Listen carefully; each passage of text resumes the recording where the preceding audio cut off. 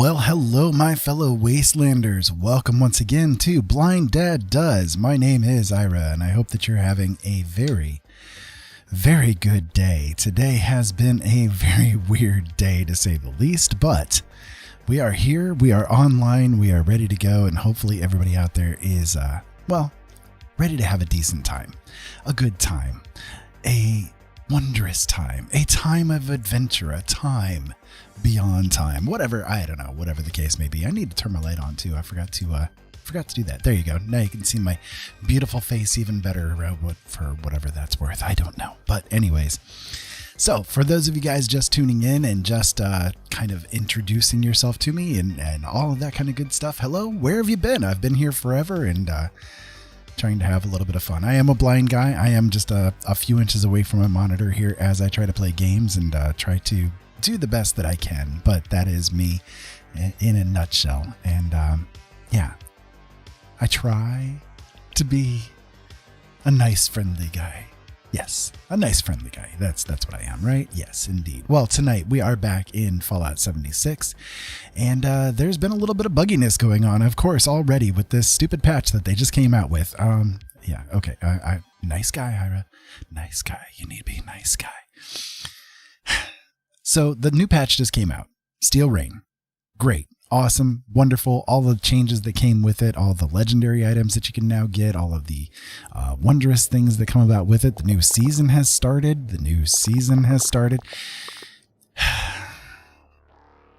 But here's the issue.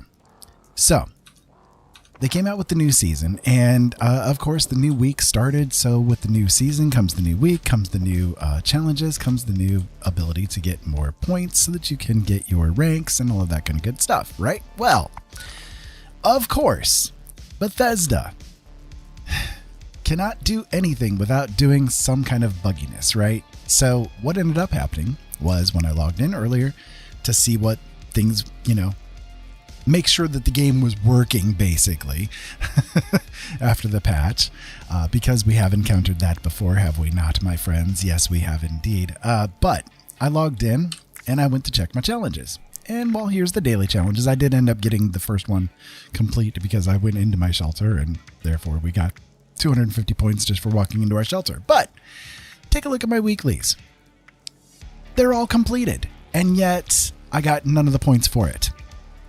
They're all done. Like, I cannot do any of these because they are already completed. That is probably a good 6 rank levels worth of stuff that's just gone. I cannot do it. I've literally handicapped, as always, with the game compared to other people that are out there. And so it's not everybody that got hit with this bug, but some of us did, and there's no rhyme or reason why it happened, of course, because that's the way it always goes with Bethesda, right? No rhyme or reason for it. And yeah, so I am literally crapped on in regards to the weekly challenge this week. So that is like six levels worth of ranks that are just gone. Just not even there, just didn't happen. Now, in their defense, quote unquote, they put out a tweet earlier today saying that they were going to this weekend add in some new daily challenges, I guess, and they're going to like double the rank XP for the daily challenges that are going to come up this weekend. And then next week, they're going to add in a few more weekly challenges to try to make up for it. But look, I'm now behind everybody else who has already started, right? I'm now basically a week behind on this season. And this is a problem. See, this is a problem because when they put out content that is of a time-based, a time-gated piece of content like a season, clipping off an entire week from somebody is that's an ass kicker. Okay. That really is, because that means that I, can't take a week break or something like that from the game. I have to pile on every bit of content that I can in this game, which I mean, I'm not upset to do. Don't get me wrong. I love the game. I've got 2,200 hours played in the game for a reason. I love the game, but at the same time, it prevents me from doing it if I want to. You know what I mean? So if I want to get this season complete, that means either I have to put in more power leveling as far as the this little weekly challenge thing goes, the renewable challenge, the repeatable, sorry. I have to either really, really bash this hard so that I can get that extra XP going, the rank XP, or I just spend an inordinate more amount of time in the game than I really would want to, It's frustrating. That's a really frustrating thing to have happen. And there's no explanation for it. They said there's nothing that they can do about it. Well, okay, there is actually something that they could do about it. Maybe in compensation for this kind of thing happening, make it so that the people who have gone through this bug, because it's obvious who has and hasn't. Okay, I've got all of this rank XP right here supposedly, but I'm only sitting here at rank 1. I'm at the beginning, right? So it's obvious who is being hit with this bug.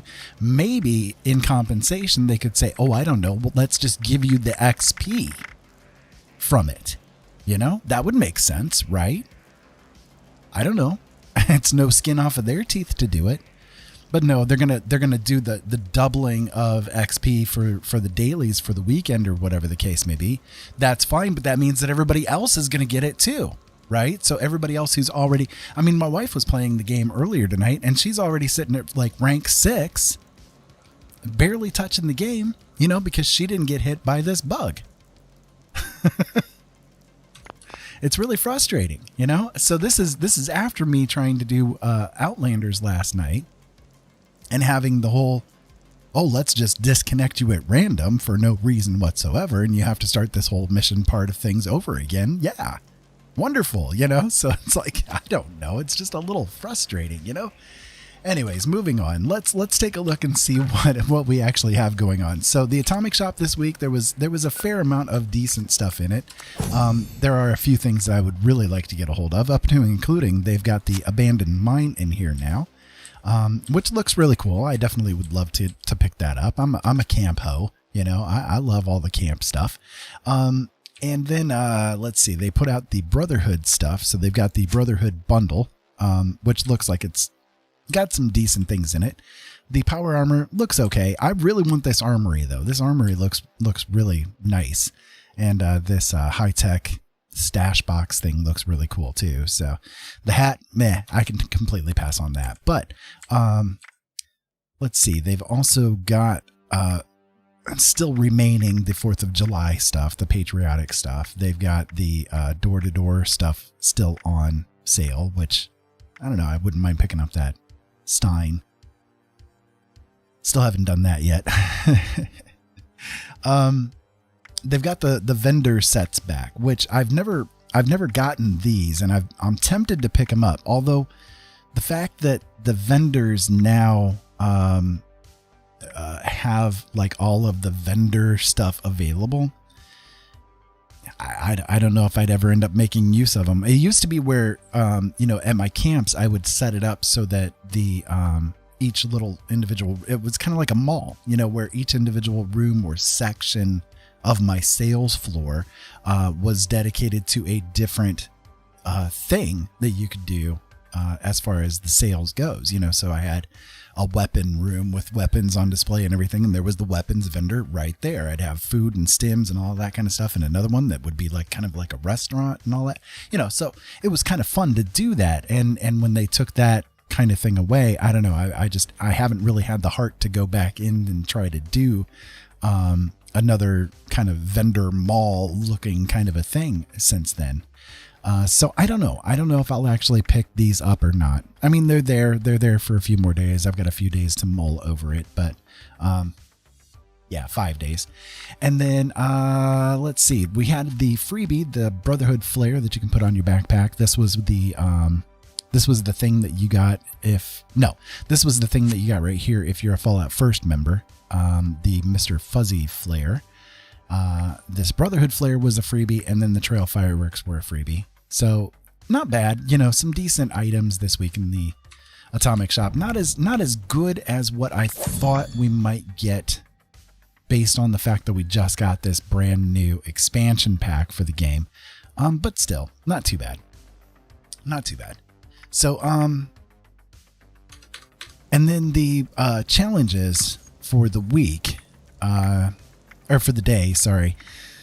Here I am going about the week again. But anyways, the challenges for the day is, of course, doing a daily op, doing an event. Those are there every day. Same with the gold star. Killing 25 creatures, killing a legendary enemy, leveling up, and more stuff with the nuclear winter, which I don't know. They're there, but I never do the nuclear winter stuff because I don't PvP in any kind of way. I suck at it. I'm blind. I'm literally handicapped, you know, from doing things PvP wise. So I never bother with it. It's sucky content for me to try to do. I'm just a target, you know, is what it comes down to. And so anyways, we've got the scoreboard. This is the new season stuff, and it's got some decent stuff in it. We've got, you know, kind of like the icons, you know, of course. And let me see, there was this is a very interesting looking thing. I'd love to be able to get a hold of that today, but I can't. Anyways, it looks like it's a pretty cool thing. The fortune teller machine, you know, kind of one of those old-fashioned ones you find at a carnival. Looks really nice. Looks really cool. We do have these really cool propaganda posters. There's a bunch of these in here, and they all kind of match up. If you look at the scoreboard, they all kind of match up the propaganda posters that are here on the side. So the whole thing this time around is as if we're in the future, and it's all about dolphin-human hybrids. Kind of a, I don't know, bizarre thing. A little bit of a weird take, but I will say this right here is probably one of my favorite things ever. I love the dolphin Nuka-Cola girl. That's hilarious. I love it. Anyways, so some other things that are of interest for me, anyways, are going to be, let's see. Trying to remember. There's another one of the posters there. Oh yeah. So a cardinal bird cage, which looks pretty cool. It's a nice looking little thing, and hopefully the cardinal is very active in there. I think it'd be nifty, but I haven't seen one yet, so I don't know what they look like or do. There are a couple of weapon skins, power armor skins, that kind of thing, as per usual. They've had those in the seasons pretty much all along. Atoms, caps, you know, all that kind of good stuff. Let's see, the backpack flares are pretty nifty this time around too.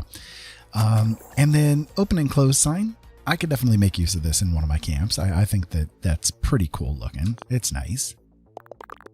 We also then have the ability to have a power armor display. This is really cool. Definitely looking forward to this. There's actually going to be two of these. So this one here, and then there's also going to be an armor ace one later on in the season as well. So not too bad. Not too bad. Hi, Sydney. Nice to see you. Welcome to the show. I hope you're having a really good time over there. Hi, B. Welcome. I hope you're having a really good time too. Thank you for joining in with me tonight. I'm just kind of going through the scoreboard here real quick and seeing what's new for the season since the season just started today. There's a couple of things that I'm looking forward to, you know, the power armor displays, that kind of thing. They finally this thing I'm actually kind of pleased about. They're finally giving us a paint job for the Fixer. How unique. We've never had one for the Fixer. It's really cool. So yeah, it's pretty cool. You know, I've been playing the Fallout games since I was a teenager, way back in the 80s. I mean, when the first one came out, I fell in love with it. The whole like motif of it. I'm a sci-fi writer. You know, I love writing science fiction and fantasy. So the whole motif of it really had a big influence on my writing. I love kind of post-apocalyptic stories and that kind of thing. But this is my character here. This is my character, Heartfelt. Yeah. I like her. I dig her. She's pretty neat. Let me get a better view. There you go. Wearing my little slave collar and everything. But yeah. So let me kind of I guess, run around a little bit and get myself prepped up, because we need to make sure that we are well equipped. My weapons might need to be repaired. I don't know. Yeah, my vampire fixer needs to be repaired. So, yeah, I've got a deep love for anything science fiction. It's a big kick for me, So.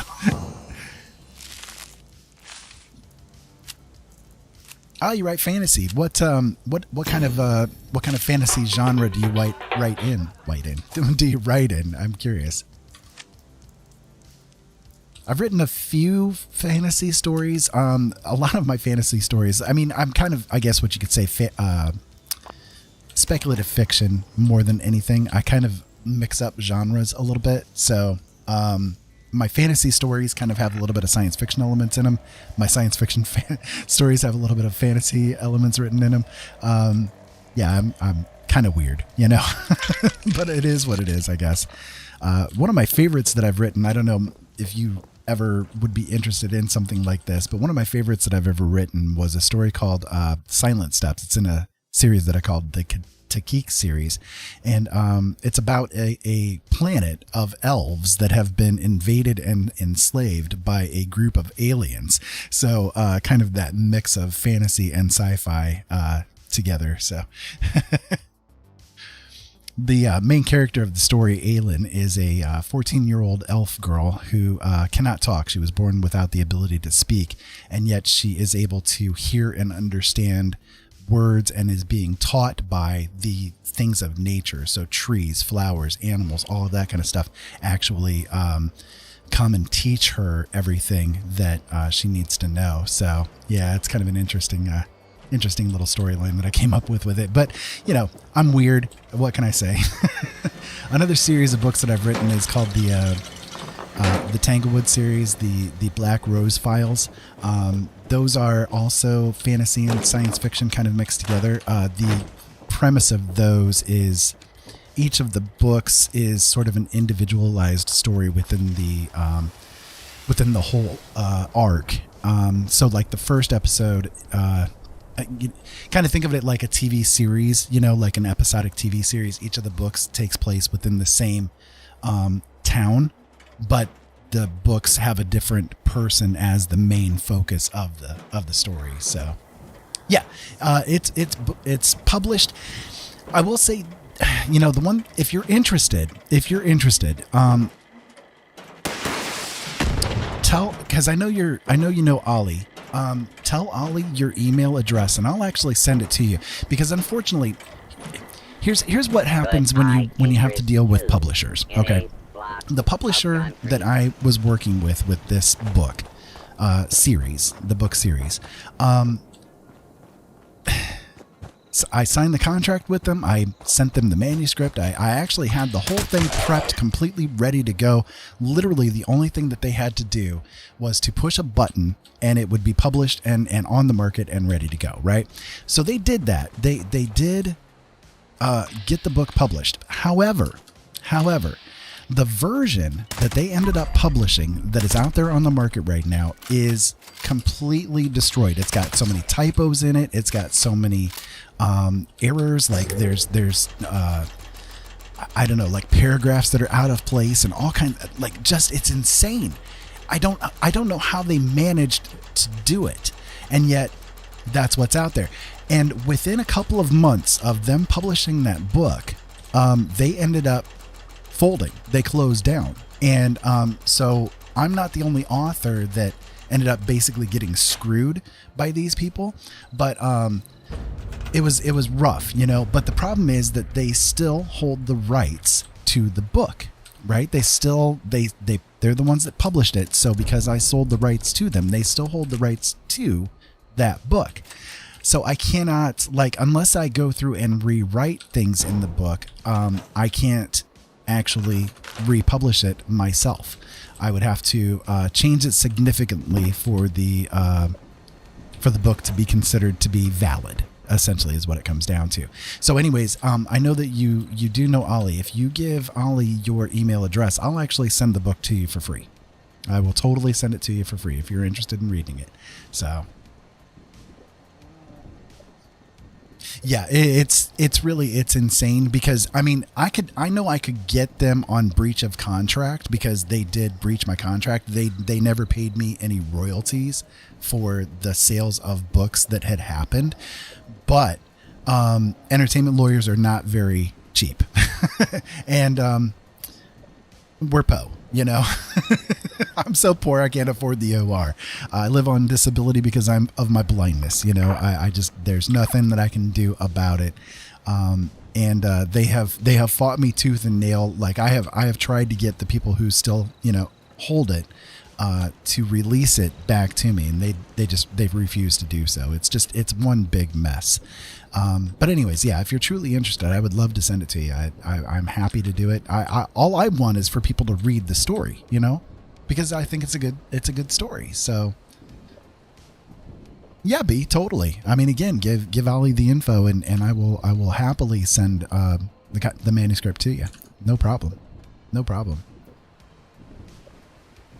So the Tanglewood series, it's called the Black Rose Files. This one is kind of interesting because, again, it's fantasy based, but there are sci-fi elements to it. So like the first story is about a woman who is the baker in this town called Tanglewood. And she, owns the bakery, the donut shop, all that kind of stuff. And so her daughter, who is very young, ends up going missing. She goes into these woods that are surrounding the town, and basically the story is about her search for her daughter. However, the whole premise of the Tanglewood stories is that this area of Tanglewood, yeah, baking for the win indeed. The whole area of Tanglewood is essentially a nexus for portals between worlds. So all of these portals in these worlds are basically allowing things to slip in to our world. And the Black Rose Society is about making sure that the world, our world, is safe. And yet they have to remain secret. So they try to do everything that they can do in secret to prevent the insanity that would happen if our world was exposed to all of these other worlds. And yet, yeah. Anyways, the stories I think are pretty cool. There's a trilogy. The first one's called, oh God, what did I call it? It's been a little while since I've looked at it. Anyways, the second book is Revenant. The third book is Innocence. So,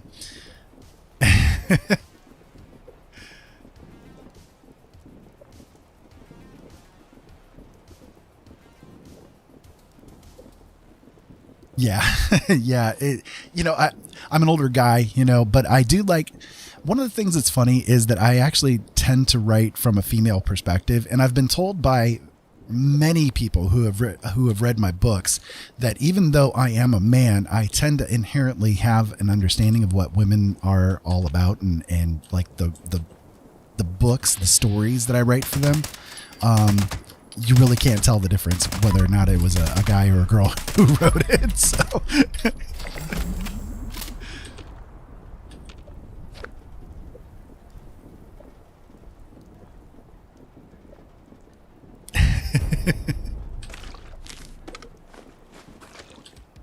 All right, so we got this first event completed. That'll work. At least that's a little something. And then we need to find some legendaries. We need to level up. We need to do the killing the creatures, all kinds of stuff. Oh my goodness. Okay, I'm going to travel over here to West Tech so I can just blow away some super mutants to get this through. But anyways, yeah, so the thing with the Tanglewood books are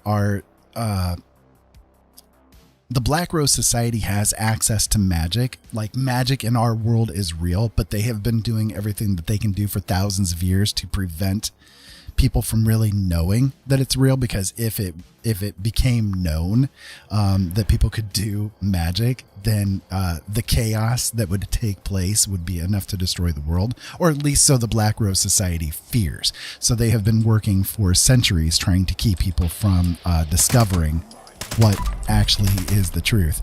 So the books are kind of like the focusing on the exposure of the Black Rose Society and all of the things that they've done to try to prevent people from figuring out how the world really works.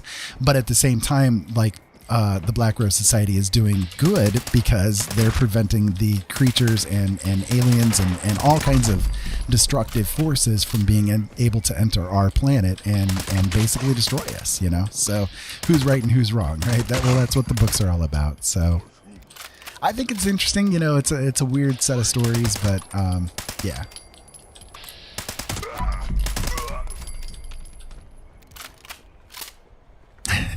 Thank you, Ollie. I appreciate it. I know you've read the first two, at least. I don't know if you ever read the third one. Did you? Innocence? I'm not sure if you ever did or not.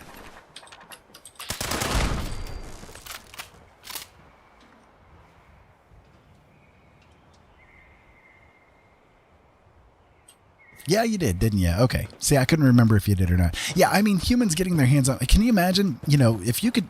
I mean, that's kind of a good question, right? Let's have a little thought experiment. If you could do magic, would you? Like, that's a really good question. If you could do magic, would you? Because there are, like, problems that come around with that kind of thing, right? Let's say, for instance, you're driving down the road and, like, just accidentally, you know... I don't know, somebody road rages at you or something, you know, and like within a few seconds, suddenly they pop out of existence because, you know, suddenly you're like, ah, and the magic happens and boom, they're gone. You know what I mean? And yet, is that right? Is that a good thing? You know, I don't know. I don't think so. I think that's a very bad thing to have happen. So that it'd be like, if you knew you could do magic, would you choose not to do it? You know, I don't know.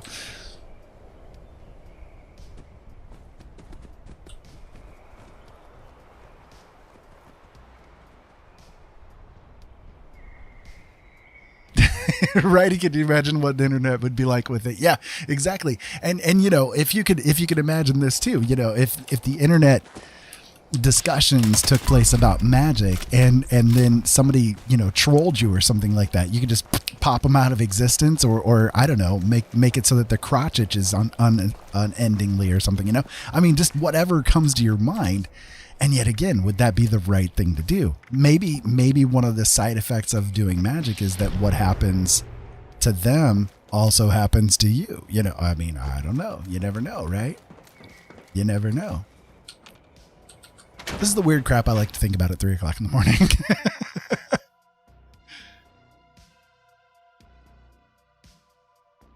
Right. And to help you out with art. See, that would be something that would be really cool. Like if you could, I'm waiting for the day when they invent the telepathic keyboard. So all I got to do is sit down at this keyboard, imagine what it is that I want to have written, and it's done. You know what I mean? I'm waiting for that day. That would be awesome.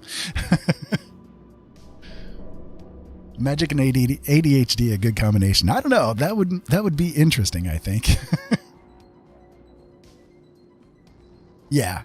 See, you know, look, I love talking again about weird subjects, right? So one of the things that I was just actually discussing the other day, but nobody was listening, you know, but one of the things that I was discussing the other day was how, what if you look at the situation that we're in right now, where we humans are creating artificial intelligence, and we're doing like a really good job of it, right? The intelligence that we're creating is getting pretty advanced. Okay.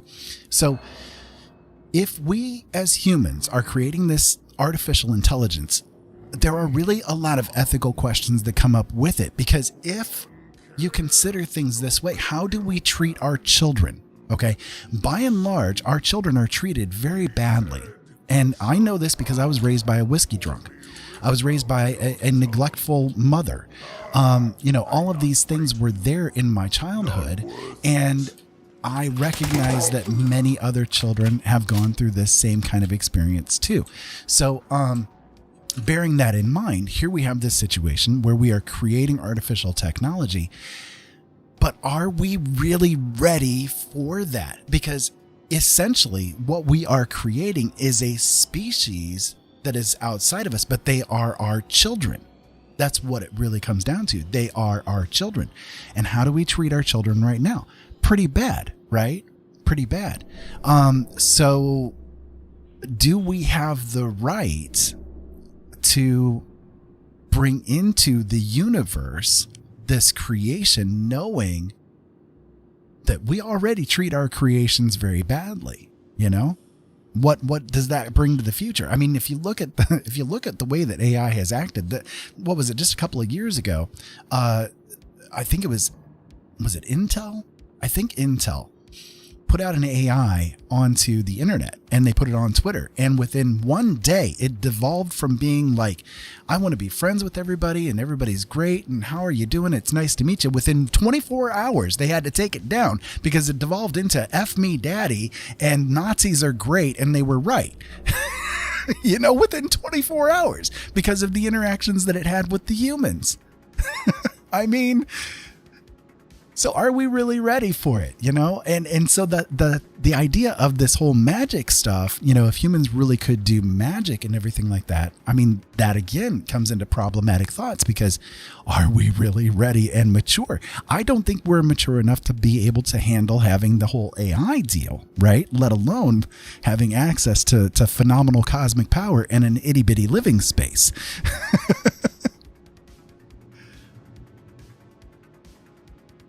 Yeah, they're figuring out how to record dreams. Yeah, that tech right there too is pretty interesting. I don't know if I'd want to see what my dreams really are though.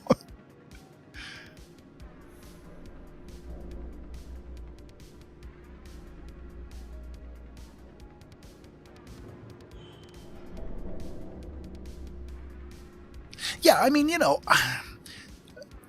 for me, I try to be inherently respectful to everything and everybody. Really, I do. I mean, look, I'm Native American, okay? And because of that, it's kind of like almost a genetic thing where we have like this this sensitivity towards things that are outside of ourselves. You know, by and large, not all of us, it's not, I'm, you know, not being stereotypical, but a lot of us do, you know, have this sensation that we're not alone, that, you know, I mean, one of my favorite things to think about is the fact that if I'm feeling sad, or if I'm feeling lonely, or if I'm feeling like I'm not really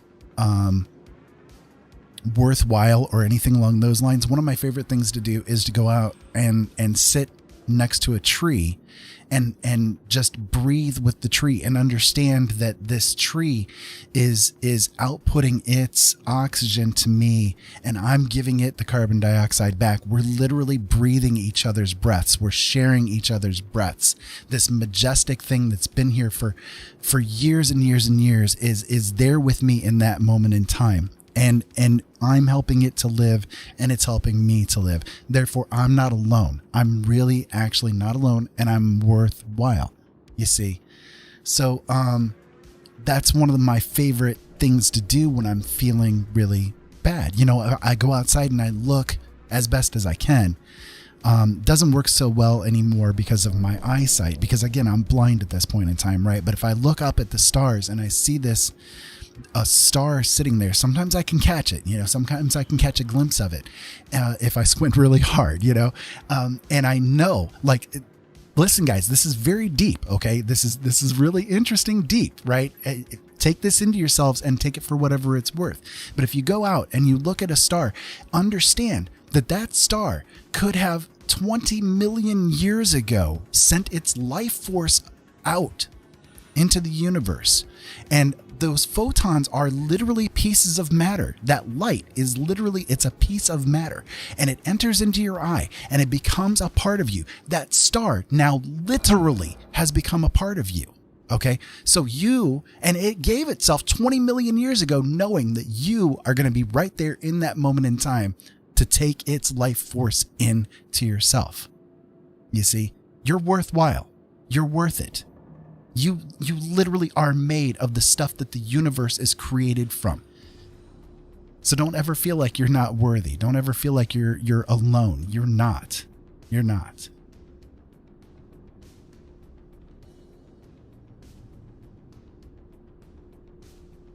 If I got too deep there, sorry, but these are the thoughts that I like to think in the middle of the night, you know?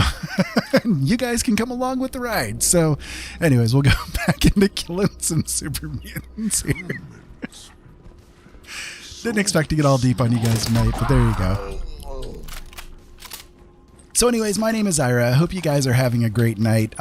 This is me. This is the kind of stuff I do. I just get on here onto games, tool around with them a little bit as best as I can with the blindness that I've got, and just talk deep, interesting stuff. You know what I mean? And it's not always this serious. It's rarely this serious. Okay, well, I take that back. Sometimes it is, but it's just been kind of one of those days, I've had kind of like one of those deep thought thinky days, so you guys get to be the victims of it.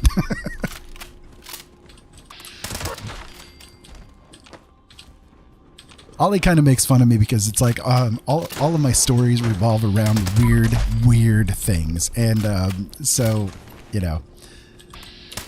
now you understand it's because I'm a weird person. So,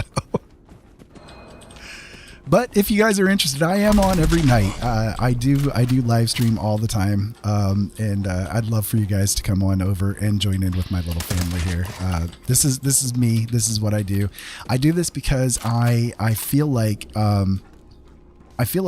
there are so many people that are out there that just don't get the things that they need, So I guess actually let me give you my dad moment, because I do this with every show. Okay. I do at least a dad moment for you guys with every show that I do. Okay. So, so my dad moment for you guys, and shush, super mutant. I'm having a dad moment here.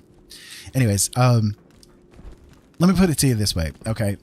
No matter who you are, no matter what you are, no matter what you've got going on in your life, no matter what anybody else has tried to teach you or make you feel, you are worthy of being loved. Okay. And if you don't hear it enough in your life, otherwise, I love you. Okay. If you're not being evil, I love you. Okay. The only thing I ever want from anybody that's around me. Okay. Are you listening? Okay. Listen close. Just be the best you that you can be in this moment in time. And that doesn't mean that you have to be the best all the time. It means at this moment in time. Okay? Because every moment is different. Every moment is precious, but every moment is different. And sometimes we just feel like we can't, Sometimes we just feel like we're low. We don't have the energy. We don't have the spoons. We don't have the magic spells that are available, the mana to be able to just do more than just existing. Okay. Sometimes just existing is being the best you that you can be, but you can get through it, and tomorrow is going to be a different day. Okay. So there's my dad moment for you guys. Hope you enjoy it. All right. Let me get back to doing things here and seeing what's going on. I do hope everybody out there is having a good night, though. That's all I want is for people to have the best moments that they can for every moment that they have.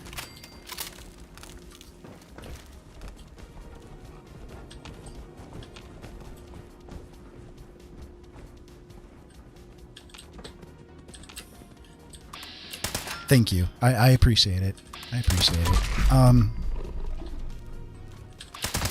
I guess my main thing is I was raised by a suck dad, and I think that a lot of people out there do have suck dads. So I like to try to, do what I can to be at least in the ways that I can be kind of a virtual dad, I guess, So here, just take the virtual hug that I'm giving you, okay? Take the virtual hug I'm giving you.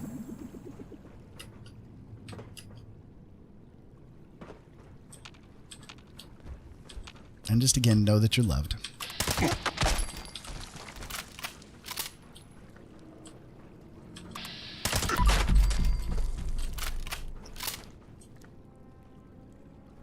Do what, Ollie?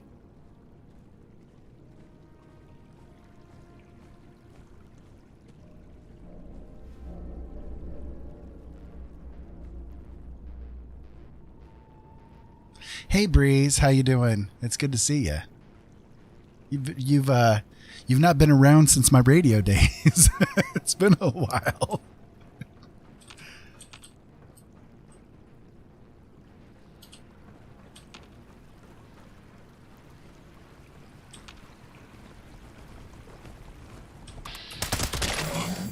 just kind of running through Fallout 76 tonight, having some different talks, having some discussions, having a little bit of fun, and deep thoughts with Jack Handy, I guess. I don't know. Whatever you want to put it.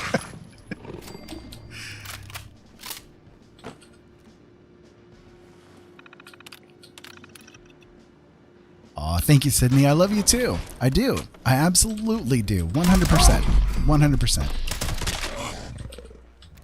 You are awesome. You are amazing. And I'm so, so glad that you're here with me right now.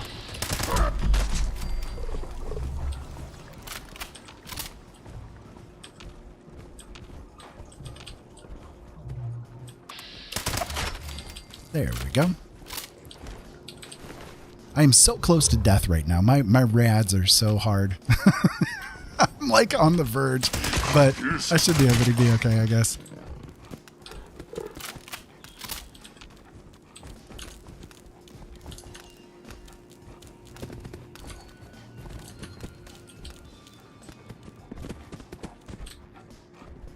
So how you been doing, Breeze? I haven't seen you around for a while. What you been up to?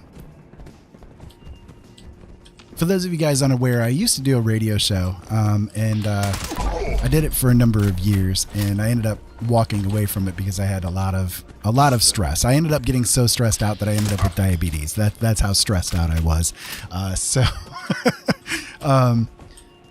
But you know, a lot of the things that you hear me talking about here tonight are the same things that I was talking about on the show. It's just it was more. It was more difficult because I didn't feel like I had as much control over the situation as what I do now. You know, that kind of good stuff. So,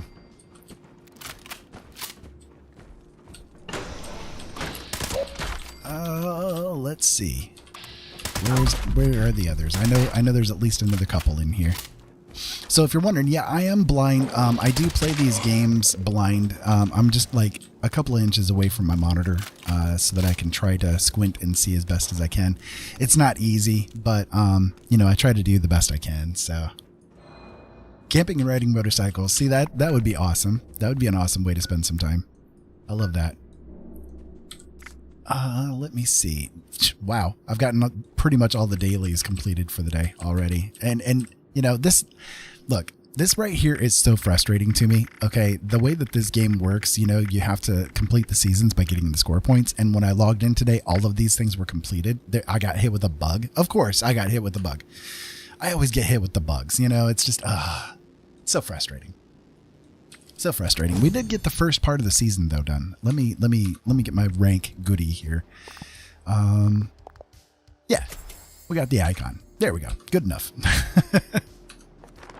Yeah, it's so weird. They came out with a tweet earlier today saying that some people got hit with the bug and some people didn't, and so they were gonna, I don't know, this weekend make up for it by giving us like double XP kind of a thing. But I don't know, it doesn't really sit well with me. There was, if the people that were getting hit by the bug can be identified, which is really easy because, you know, those score points count towards the score levels. And if you have those score point things complete and yet you don't have the levels that would have come about because of that, then obviously you got hit with the bug, right? So it would have been just as easy for them to drop the score points on the people that have had the bug than anything. I don't know. It's weird. I know. I'm just complaining, but that's okay. I have the right to, right? I'm an old man. I have the right to complain.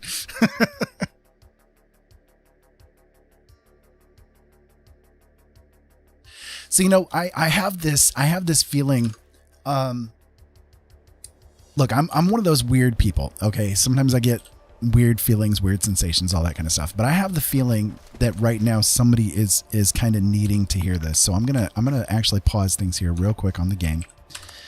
I'm going to turn the music down just a little bit. So let me do this because I'm getting the feeling like somebody out there is really needing to hear it. Okay.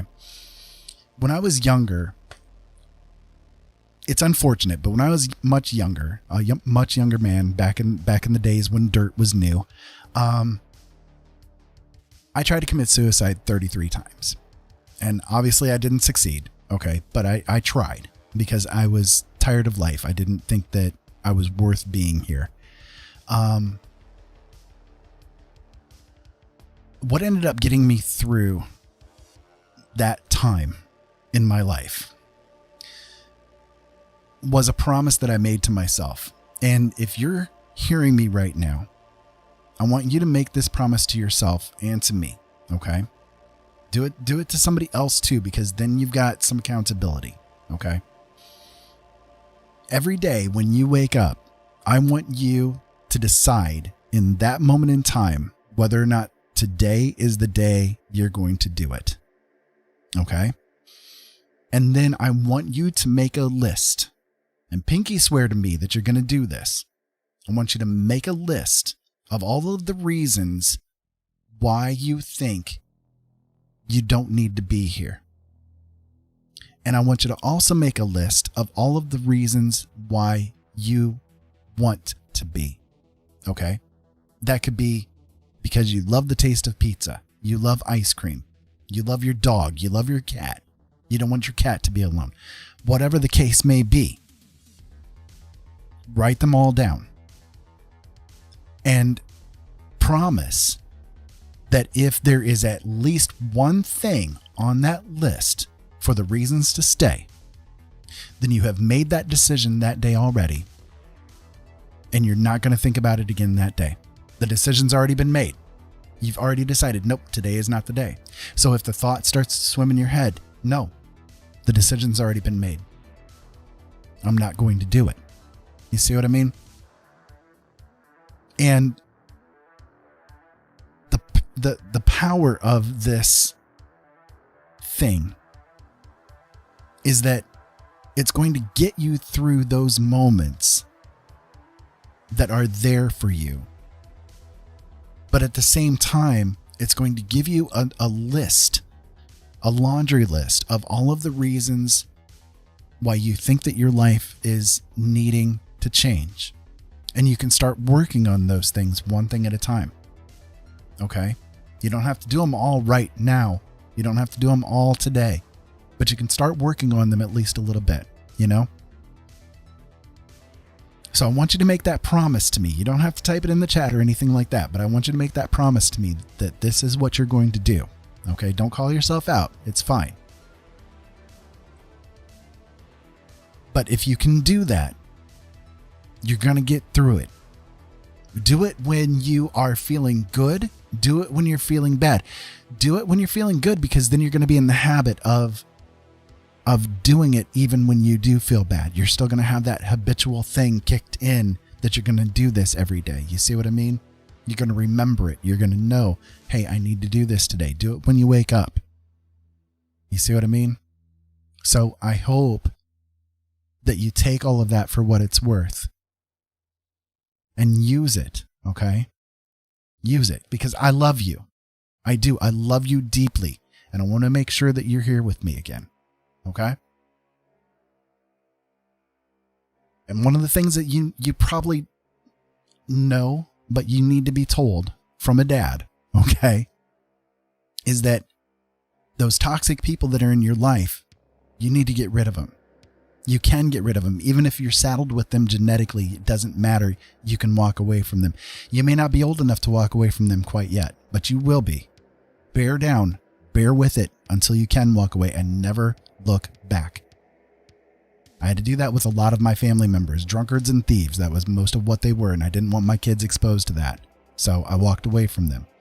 Just because you're saddled with them genetically doesn't mean that you have to have anything to do with them. And the thing that sucks, the thing that really sucks, and I understand the thing that sucks hard, is that the same people that are so toxic to you that you can't be around them anymore are also teaching you that you can't walk away from them. But you can. You can. Okay? Okay. So, anyways, there you go. For whatever it's worth, there you go. Let me jump back into things here. I'm going to walk over here to the little Vendortron, and I'm going to see what he can do for me. I need to sell some goodies off and get a little bit of cash. Anti-theft measures. Don't get any ideas, chump. Don't get any ideas, chump. I got ideas. Whether or not they're good ones or not, I don't know, but I got ideas.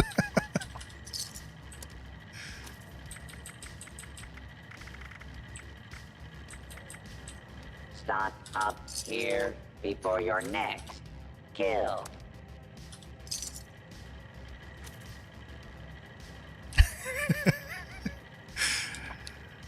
Thank you. I'm just me. I'm a weird guy, but up. Just kidding. 1, 2, bye, or all I want to do is to spread the joy a little bit, spread the love a little bit, give you guys some kind of hope, some kind of love, some kind of feeling.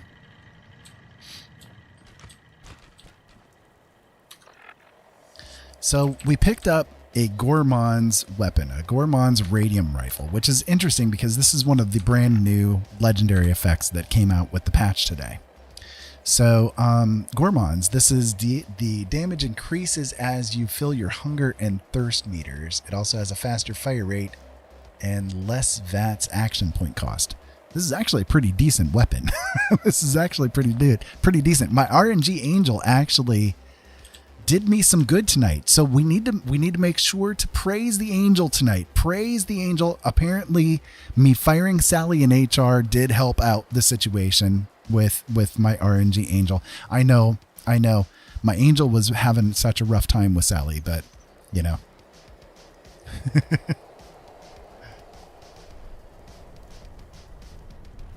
Well, Sydney, hopefully the feelings are good ones, because I never want to make anybody feel bad. So never, ever. It's sad. You know, I see a lot of parents out there trying their best to do everything that they can do to destroy their children. And I don't get it. I really don't. I mean, like my kiddos, you know, they have come to me many times over the years to talk to me about things that are going on in their life. And I can't judge them about any of them. I can't make a decision for them in their lives and all of that kind of stuff. It's not my place. This is their life, you know? All I can do is give them the best advice that I can and hope that, you know, it's worth something to help them to get through whatever it is that they're going through. So, I don't know. I see so many parents out there thinking that they, you know, like, okay, for instance, you know, people that are gay or lesbian or LGBT, whatever, anything, you know what I mean? Any of those. And the parents are, you know, angry with them and hating them and on and on and on. I don't get that. I don't. You know, what my kids do in their bedroom is their own decision. It's their own business. I don't want to have anything to do with it. The only thing I can do is to try to teach them to be the best human beings that they can be, you know, and hope that it's worth something, you know. Yeah, well, it's not just that they forget that their children are people, but they think that their children are property. And that's the thing, is that they get offended about what their kids are doing or getting into or the lifestyle that they're stuck with. Because again, you know, being LGBT is not a choice. It's what they're stuck with, better or worse. You know what I mean? I mean, it's like it makes no sense to me how parents can make their children feel absolutely miserable, you know, and then think that, well, why don't they talk to me? You know, I mean, why don't they talk to me? Well, gee, Brenda, I wonder why your kid isn't talking to you. You've made it apparent that you absolutely hate everything that is real about them. And the fact that your daughter, your son, your kid, whatever the case may be, came along and told you about this thing in their life that they've got going on, you know, and then you shit all over them, pardon my language, but you shit all over them. And then you wonder why they don't talk to you. You wonder why 10 years later they're looking at you like you're the worst piece of crap. And then you wonder why they're not taking care of you when you're 80 years old and crap in your diapers. You know, you wonder, well, maybe it's because you didn't respect them enough to be able to treat them like a human being. You thought for whatever reason that they were your property, you know, that look, I mean, so many parents have this mindset of their kids are their slaves, you know, and it pisses me off. It pisses me off. It really does. It's really frustrating to me because it's the worst damn thing that you can do to your kids. You know, I want my kids to be able to trust me. I want my kids to be able to know they could come to me with literally, I have been through dang near everything that it's possible for a human being to go through shy of death or giving birth myself. Although with my empathic nature, I have gone through labor with somebody and it was not a pleasant experience. Believe me, it was not a fun experience. Anyways, so, you know, it frustrates me to see parents doing this kind of thing to their kids and then wonder why their kids don't want to have anything to do with them, you know, and then lament and then piss and then moan and then go to church and pray or whatever. I don't know. Whatever it is that they decide they're going to do because they need to make everything better. No, you need to go and apologize to your kid for treating them like a slave. You need to go and apologize to your kid. You know, admit that you were wrong. Admit that you were wrong. But that's not something parents can do because they have to have control over their kids. And if you admit that you're wrong to your kid, then you no longer have control over your kids. You see? So, yeah, you could consider me an ally, I guess. I don't know. Whatever that means. Yeah, I don't know. I just want kids to be loved. You know, I just want kids to be loved for who and whatever it is that they want to be. You know what I mean? Like,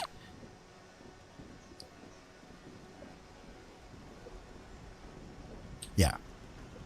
If my kid was to come up to me and tell me that they were trans or whatever the case may be, great. Okay, fine. Awesome. Congratulations. Now go take out the trash. I mean, you know, what business is it of mine? What business is it of mine if they're gay or they're bi or they're poly or they're whatever? It's no business of mine. I'm not in their bed. I don't want to be there. You see what I mean? So, yeah. I'm really weird tonight, guys. I don't know. If you guys aren't liking this, move on to a different one. But, you know, I'm kind of one of those weird moods tonight. I'm feeling passionate about things. Blowing stuff away, blowing super mutants away and talking about LGBT pride and stuff. Well, good. I'm glad. This is I try my best to try to point out to parents and even kids, you know, look, I mean, the only responsibility that we as parents have is to make sure that our kids are turning out to be, you know, decent human beings. And by being decent human being, that just means to be able to treat people well. That's all, you know, treat people well. But at the same time, I see parents feeling like, you know, oh, well, you have to respect your elders. You have to respect your old person that's sitting there, you know, disparaging everything that there is about you and all of that kind of stuff. You're supposed to no, you're not supposed to respect that. Don't respect that. There's no respect needed there, you know? I mean, it's like respect has to be earned. And just like trust has to be earned, respect has to be earned. You have to prove to me that you're worth my respect. I don't give it easy, you know? I don't give it easy. So, well, okay. I give respect pretty easy, but I will say as well that I don't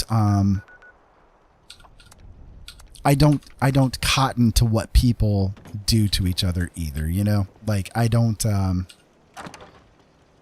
see treating kids in such a negative way as something that's worthy of being respected. If you're doing that kind of thing to your kid, you know, like one of the best pieces of advice I could ever give you is if you're out on a date, see how that person that you're on the date with is treating the wait staff, because that's going to show you exactly who they are. You know, the person that if they're if they're a person that cannot give respect or anything like that to a person who is not going to do anything for them, then that shows you who they truly are. Does that make sense? I hope it does. Why am I am not over encumbered, game. Oh, I see. I am actually. Okay, never mind. I see why. It's because suddenly my radiation is gone. Why has my radiation all of a sudden disappeared? That makes no sense.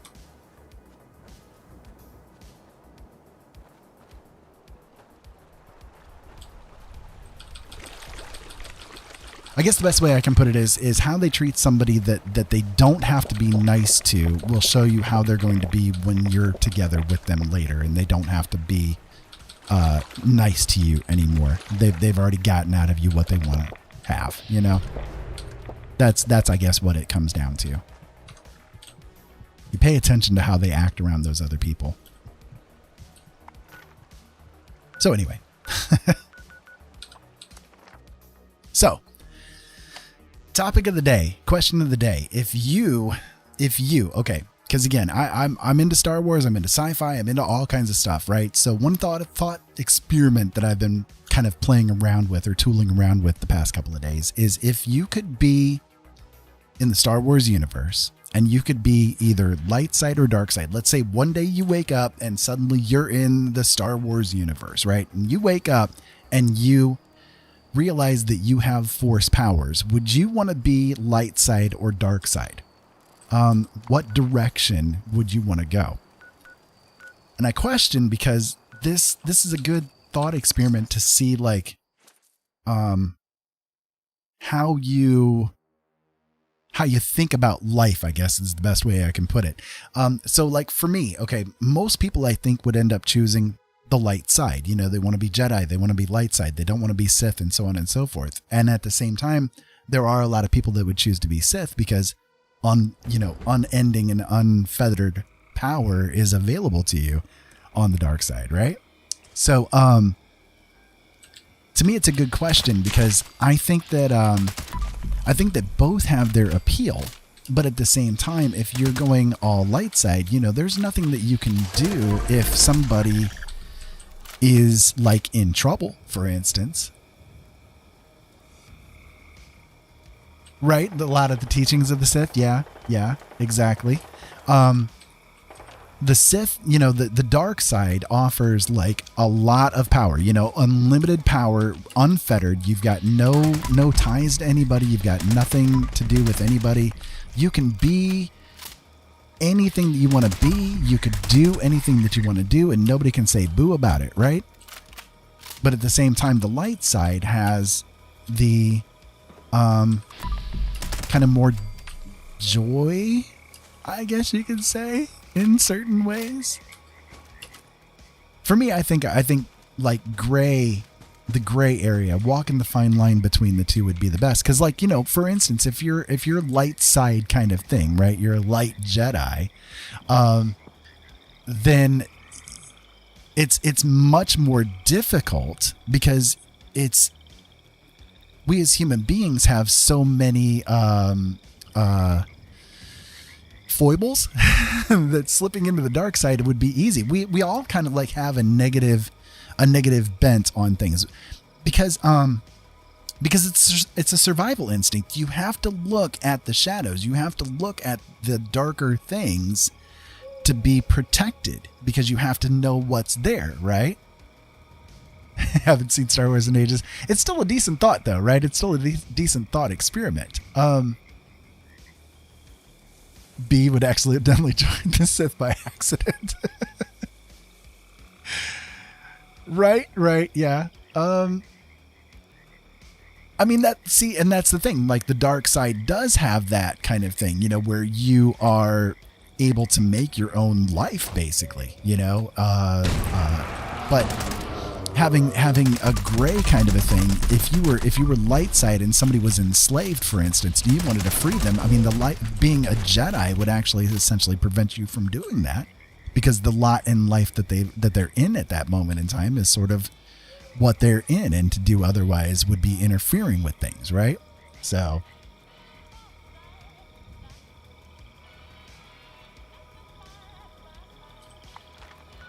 So to me, like, doing the gray kind of thing would be a better path, because if you encounter somebody that is having, that kind of thing, and you want to get them out of that situation, you could use the dark side to get that facilitated. You see what I mean? You could use the power to make sure that they are safe. Whereas the light side would say, no, we can't do that, you see. So, I don't know. Again, it's a weird thought experiment, but it's one that I've been thinking about quite a bit. And I'm always curious as to what people, have going on in their life. It's human psychology is kind of like a big hobby of mine, So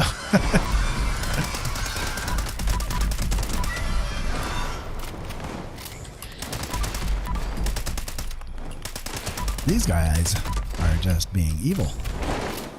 Oh my goodness, no. I don't want to get caught in that little bit. That'd be bad. That'd be very bad.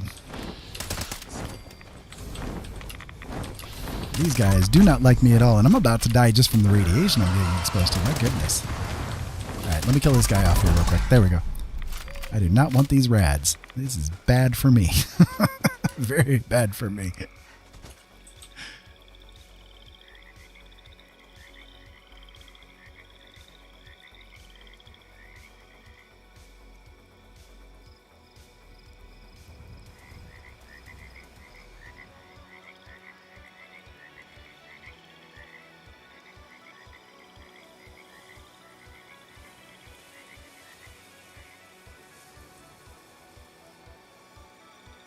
Right, Sydney, exactly. That's why I'm meaning, like, with the idea of the Gray Jedi, I think would actually be more appropriate, like, because that's where the true like psyche of most humans would be, because there are times where everybody kind of goes through this person has pissed me off, and therefore I must enact vengeance so that I can get this this off my chest, off my mind, kind of a thing, or whatever the case may be, and yeah. Then there are times where you want to be like the best human that you can be, so.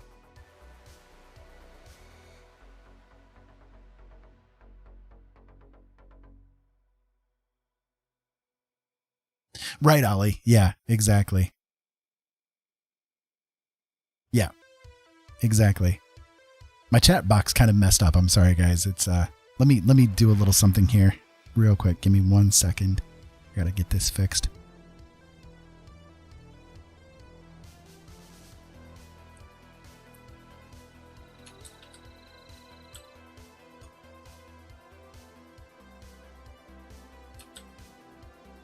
Oh goodness, I think that fixed it.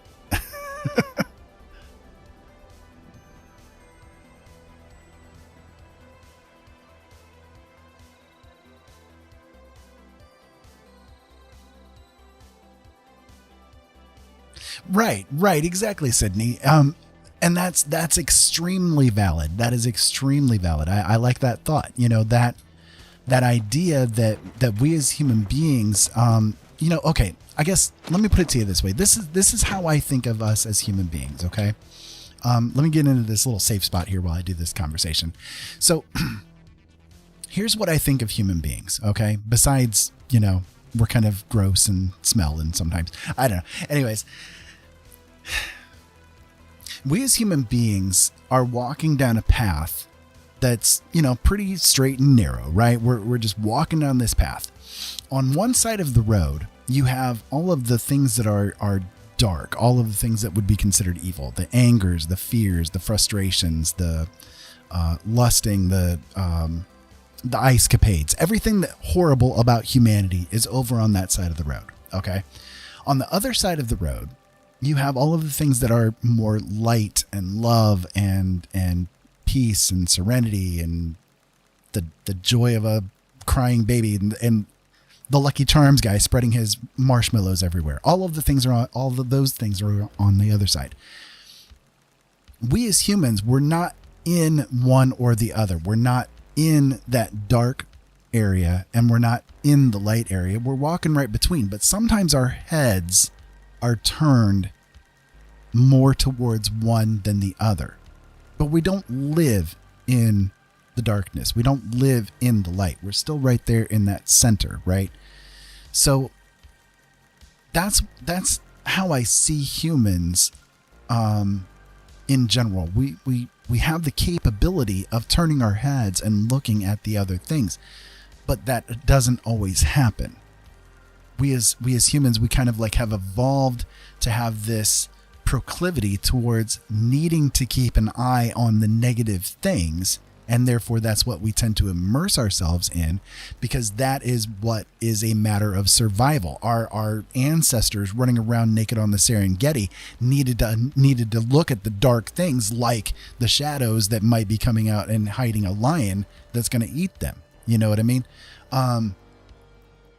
They had to pay attention to that. So we as humans have evolved this tendency to always focus on the darker things, the negative things, as opposed to the light things. It's more difficult to turn our heads towards that lighter kind of thing, you know? I don't know, just the weird thoughts that come in with with all of this.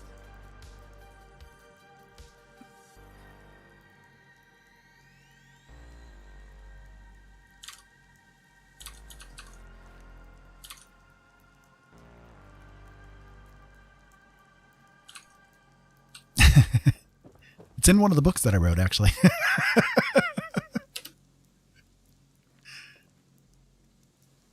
I wrote a book called it's actually a nonfiction book. It's one that I dedicated towards like trying to find a decent relationship in your life. It's called When Good Relationships Go Bad.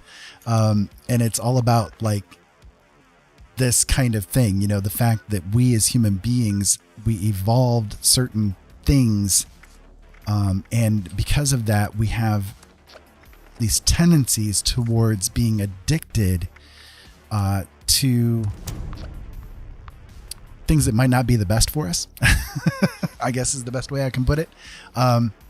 We get addicted to emotions, and really I've seen that in my own life. I've seen that in other people's lives where you get addicted to so let me give you an example. Okay. Let's say that you are someone who had like a certain relationship as a teenage woman, and the relationship went badly. Okay. But you had like such a joy when you first got together with them, and you first fell in love and all of this kind of stuff. Right. So that relationship, whether or not you're broken up or not, has left an indelible mark on your psyche that every relationship from that point forward is going to be looked at through a lens of. You're always going to have that in your subconscious, that this relationship that you're going to get into is essentially going to be like the same one that you just got out of, right?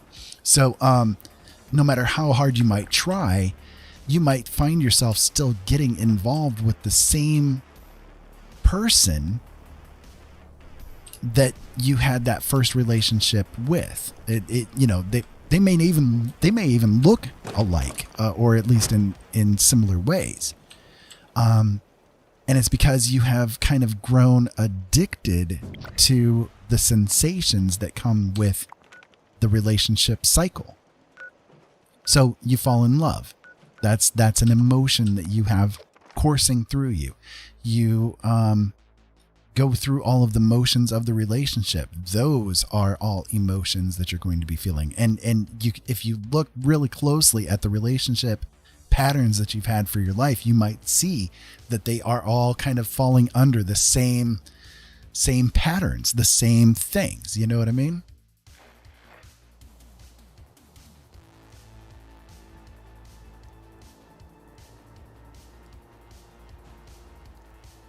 Right. You were addicted to that depression feeling. It's okay. the emotions that we have going through us are the same emotions that we had going through us as our ancestors. You know, they felt the exact same emotions when, again, they were facing that lion on the Serengeti. That fear that they felt, that anger, that frustration, that's the same feelings that we still feel today being on the internet and dealing with internet trolls. Those are the same emotions. It's the exact same chemistry running through our veins, right?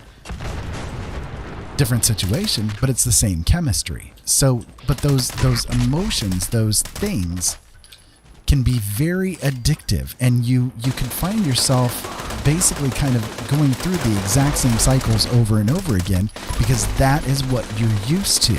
That's what you've become accustomed to. And you're scared to feel any different, because our brains, again, our brains, the physical brains, evolved over time to feel one thing and one thing only. Okay, are you ready for this? They have one purpose. Your brain has one purpose, and that is to survive. That is the only thing that it was designed to do, is to keep your ass here until tomorrow. No matter what state of being you are in, no matter what relationship you have, no matter what cycle of things that you've gone through, all of that stuff is going to be, to your brain, super important and is going to be necessary for you to have tomorrow. Because if not, oh my God, we're going to die, because we don't have the ability to survive outside of what we know. You see what I mean? We don't have the ability to survive outside of what we know. Or at least, again, so our brains think. So it will try to do what it can to keep us involved in whatever circumstance we're in at that moment in time. If you've got a car that's a piece of crap and you know that you need to get it replaced, you're not going to do what you can to get it replaced. Why? Because if you do, you're going to die, at least according to your brain, because it's something unfamiliar. It's something different. And it doesn't like that at all. It doesn't like doing anything different than what it's doing right now. So there you go. Weird thoughts. I don't know. Take them for whatever they're worth. Not very much.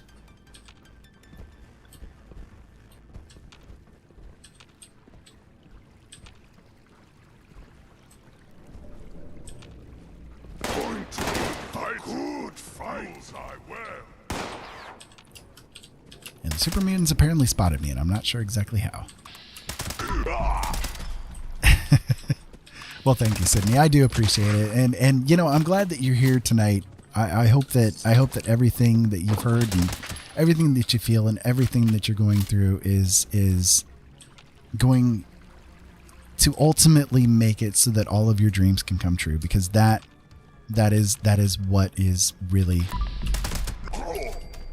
the point of life, making every one of your dreams come true. And they may not come true tomorrow, they may not come true next week, they may not come true for years, but they're gonna come true for you. Why? Because you're amazing, you're awesome, and you're gonna make it happen. Come out, wherever you are. I'm finding a couple of the new kind of legendary things that they put out with this patch. Thankfully, it's cool. I can do some weapons spotlights with them.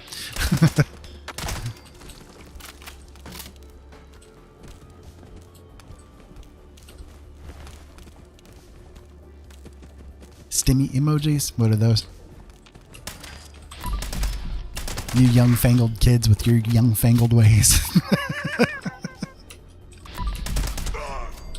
I don't know nothing about this stuff. I'm just gonna sit here and watch my stories.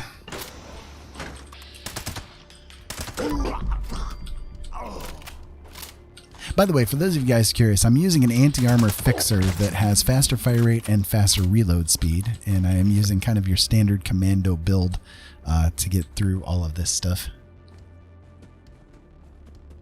Gotcha.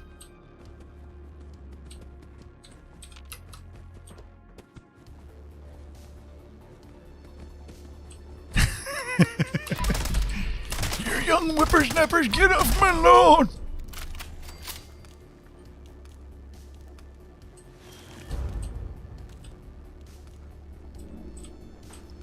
Give me that piece of candy.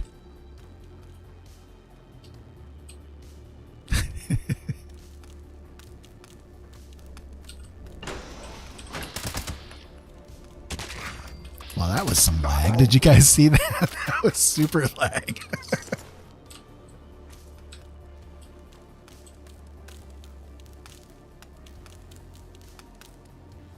Yeah, you got me Reese's Pieces today. Indeed.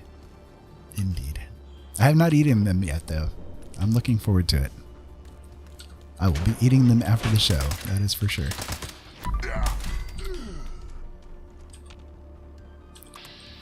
I got diabetes, but I like my Reese's Pieces because they're kind of like one of the lesser amounts of sugary things that I can eat. You ate your honey bun. You are a honey bun.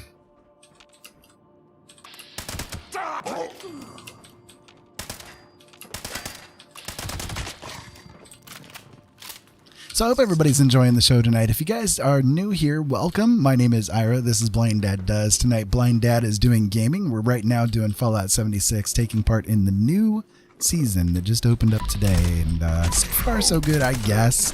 One thing I'm noticing is that West Tech is now considered to be an instanced area, which is nice. That's going to be good for me doing farming. That's for sure. I can deal with that. That I'm not unhappy with at all.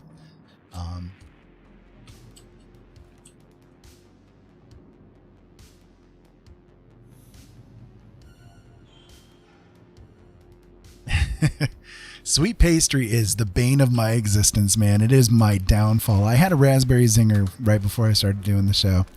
I love those things. I do love those things. They are the downfall of my existence, though, man.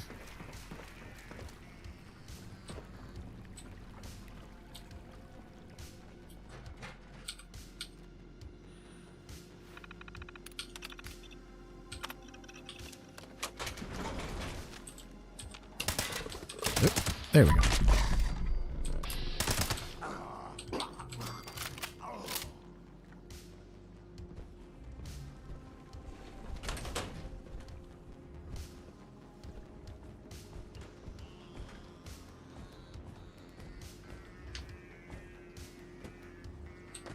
Brownies.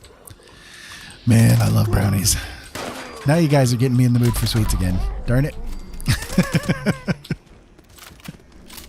I'm not allowed to have many of them now. It's kind of funny though. Like I actually ended up getting diabetes because of stress. Like that it's crazy what our bodies go through, you know, but it was stress that ended up doing it to me. I had no issues with it before, and then I lived a life that was about as stressful as you can get. Went through the hellish things you could go through. And by the time it was all said and done, yep, diabetes. Yay, thanks. Just what I needed. Wonderful.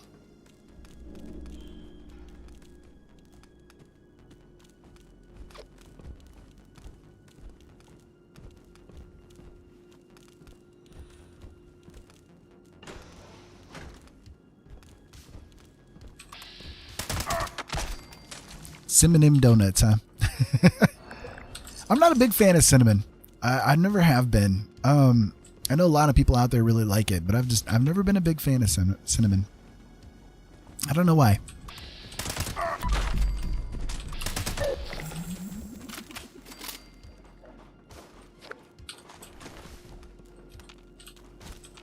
Okay, there's going to be a couple more here, I think. Yeah, there's one.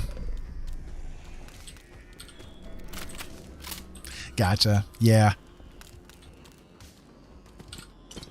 I used to eat it here and there, but yeah, I'm just not a big fan of it. I can take or leave it. If it's there, like, I guess, okay. If it's there on something or whatever, I'll eat it or drink it or whatever, but it's like I won't go out of my way to use it or something like that, if that makes sense.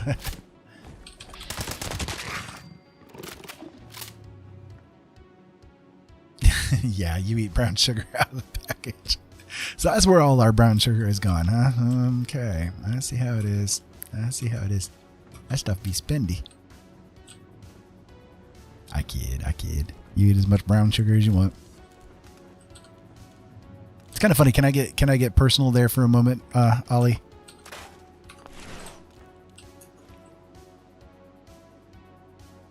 So, Ollie had some severe weight issues for a while, extraordinarily underweight for a long time, and we were very concerned about it.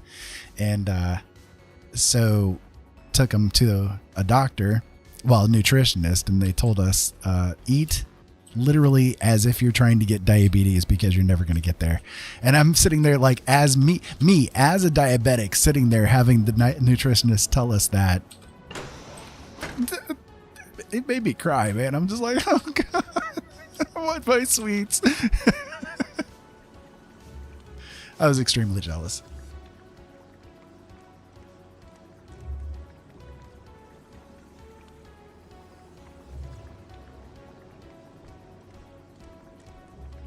Oh yeah. Oh, raw batter, man. Oh God, raw cookie dough, all that kind of. Oh, raw cake. Oh my God, raw cake. Y'all are torturing me, man. Y'all are torturing me. You realize that, right? Sitting here talking about all this awesome stuff. Man, I'm going to go weep now.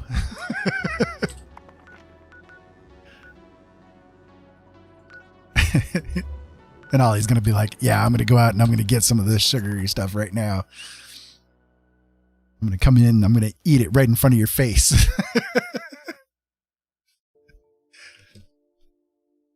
You know, I can't do pancakes. I can't make pancakes myself. I used to make pancakes all the time, but I found out recently, you know, just again to get weird and personal, you know, about how life really goes. I was in a very abusive relationship. My second wife was extremely abusive, and yeah, we have Milo over here. And for a long time, like anytime I would go to make pancakes, if there was even a little thing messed up with it, it really upset me. Like I'd cry and I'd just break down and everything. Yes, I'm a man and I admit that I cry. Deal with it. Anyways, so I figured out, like, just actually not too long ago that the reason why it was happening was there was a time when my ex, as I was making pancakes, ended up thwacking me with a frying pan across the head and knocked me out. And I had suppressed that memory quite a bit. Like, I knew that I had been thwacked, but I wasn't sure why it was. Like, I wasn't aware fully of why it happened. And then, yeah, the memory popped back into me as I was trying to cook pancakes one night, and I realized what the cause was. So they won't let me make pancakes anymore because it really does. It tears me up to do it. So I'm good at it. I like to make them, but yeah.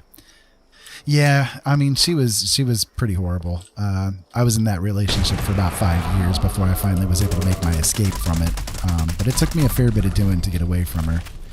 She told me many times that if I ever left her, she'd kill me. And then she goes, "Nah, I love you too much to kill you, but I'll break your effing back." And she could do it. She was definitely one of those types of bodies that could do it. She'd have no issue doing it. So she's dead now, though. She died a few years back. And I don't, it's kind of like one of those situations where when you find out that somebody that's been abusive to you has passed on,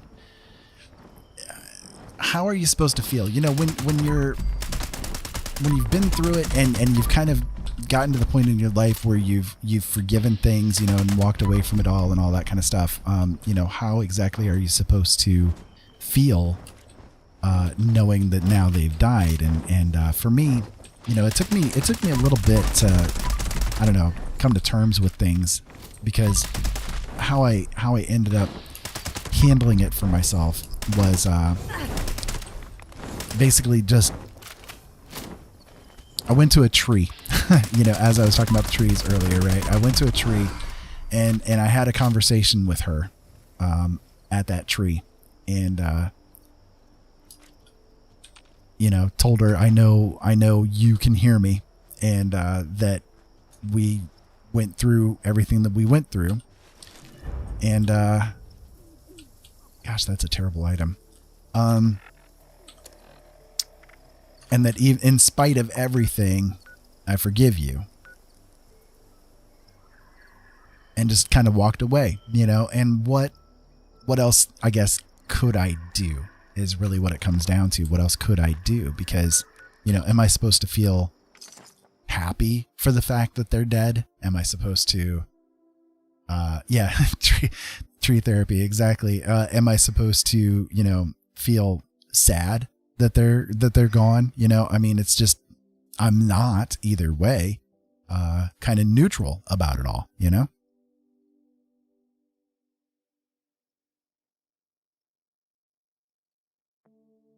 But that's kind of the way it goes. You've got to figure out ways to deal with these different things that pop up in your life like that, and sometimes it's not easy. Sometimes you got to really work in weird ways to get it to to the point in your brain where you're able to just walk away from it all.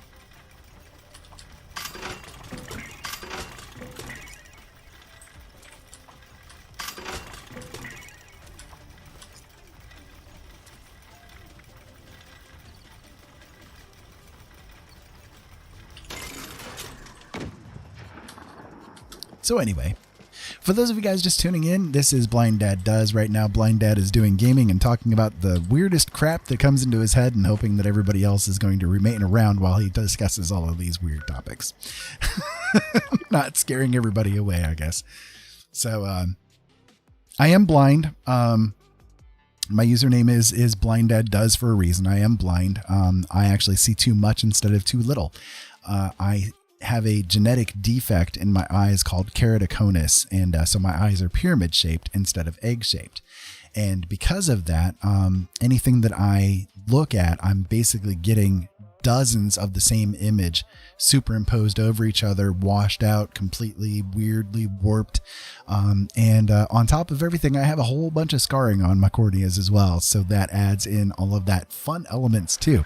So between everything, basically, like, legal blindness is considered 2200 in your good eye with correction, and my good eye with correction is 36,000. The E on the wall at the doctor's office would have to be 20 feet tall and 6 feet away from me to be able to discern that it is actually an E. Otherwise, I would not be able to tell. So that's kind of what I deal with. I've lived with it now for quite a while. The genetic defect that I have, it's one that starts off in a certain way. You get it like a little bit worse vision as you age. And so when I hit my teenage years, it kind of kicked in a little bit. By the time I hit 20, it plateaued and it stopped. So then by the time that I was about 35, I was still having about the same vision that I had when I was in my 20s. And then within 6 months worth of time, I went from being able to see, to drive, to doing things on my own, to basically being blind. And that was very hard to deal with. That was very hard to try to come to terms with. But that is the lot in life that I have been given. And I assume that the universe has done this to me to prevent me from being able to take over the world. It needs to keep me in my place.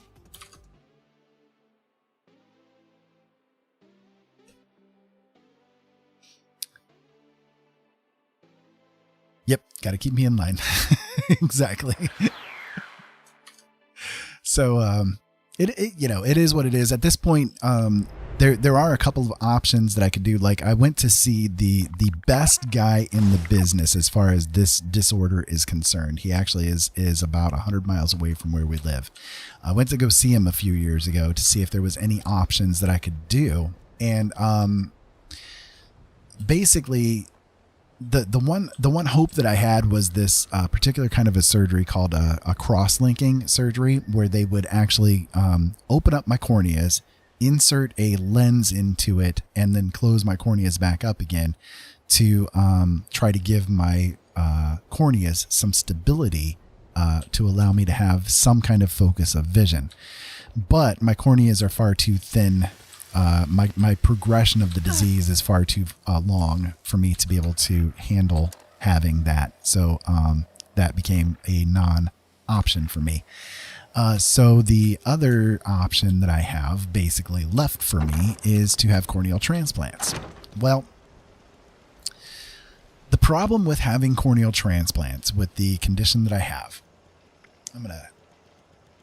oh, that was a power torso. I didn't even notice that. No wonder it's so damn heavy. Okay, anyways. The corneal transplants, if I was to get a corneal transplant, it would work somewhat. However, the improvement of vision that I would have would be about 10%. And then I would have the risk of having to, of going completely black blind. And barring that, again, a 10% improvement over what I have right now is basically nothing, you know? So.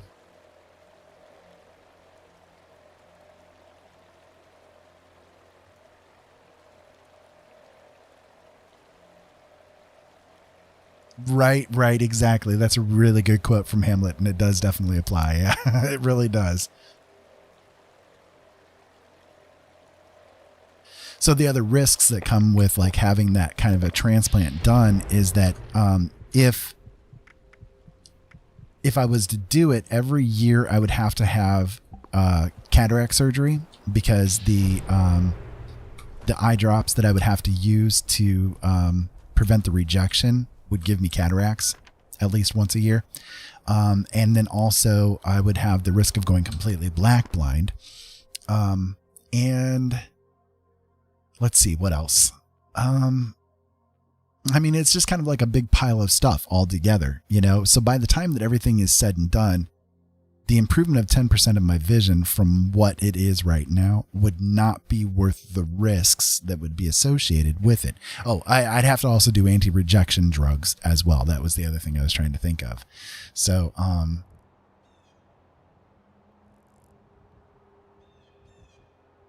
right. Yeah, that's a good one too. That's a good one too. I like that one. Even though I'm blind, even though I'm sitting here with these issues and having all of the difficulties that come with it, I try not to lament. I try not to let it get me down. I try not to let it rule my life. You know, I have to acknowledge that it's there, right? I have to acknowledge that I have the issues. But I try to do what I can to facilitate things. So like games like this, it helps me because there is the thing called VATS, which is kind of what you see me doing right there, right? It automatically targets the critters that are around so that I can get the shots off. If it wasn't for that, I'd have a lot more difficulty with this kind of a game. I don't do PvP games because I literally am handicapped. If I was to do a PvP game, I'm basically just nothing but clickbait. I'm XP for the people that are around me. That's it. Like I can't do it. It's no fun for me to just be like a victim all the time with it. So I just never do them, you know?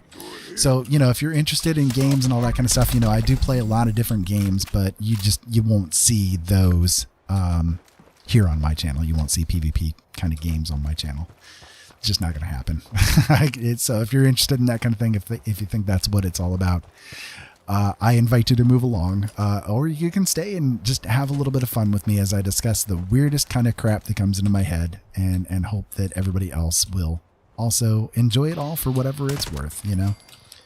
I'm just me. I am the strangest person that I've ever met, and I try to prove it every day, so. Yeah, you know, there are certain circumstances where I can say that I would enjoy PvP, but overall, I don't know. It's not me. It's not my style. I like doing things like this, you know, I like kind of more RPG kind of style things. I like tycoon games, you know, one of my favorite games is Software Incorporated. I love doing that one. I love doing This Land Is My Land, you know, a lot of survival-y kind of games are what I gravitate towards sometimes. So yeah, you'll see a lot of that on this channel. I was just discussing with Ali tonight about the fact that I ought to become a VTuber.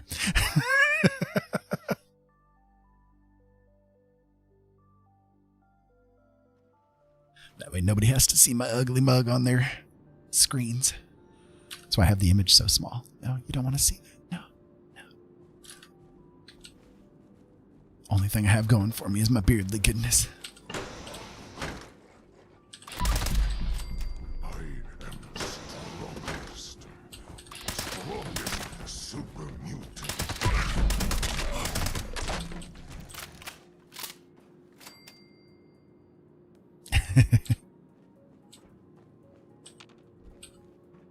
Wish a buckethead would show up. So I do hope everybody out there is having a really good night. It's been a good one here. You know, we had hot dogs for dinner and some rice with like the cheesy kind of rice and stuff like that. And it was really good. It was yummy. But man, I'll tell you, we went for a walk earlier. Me and Ali went for a walk earlier, and by the time that everything was said and done, my back is killing me, and I don't know why. It's like out of nowhere, my back just decided, you know what, we're gonna have some issues today, and yeah, it's not been fun. It's not been fun. Tractor Trev, thank you so much for the subscription. I appreciate it, and I hope that you are having a really, really amazing night. Well, follow, sorry, not subscription, but I hope you're having a really amazing night, and welcome. I am probably, I don't know, I'm weird, you know, I like to be weird. I like to make people think. I like to kind of get on here in the middle of the night and just have cool conversations while running around doing weird things, you know. So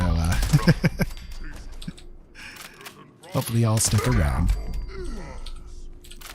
Anything's better than pop. Yeah, spines like to complain. I'll tell you, you know, it sucks because I ended up with arthritis in my back, and it's been a mess. It really has. It really sucks. So I've got arthritis in my back. I've got fibromyalgia. I've got blindness. What else do I have?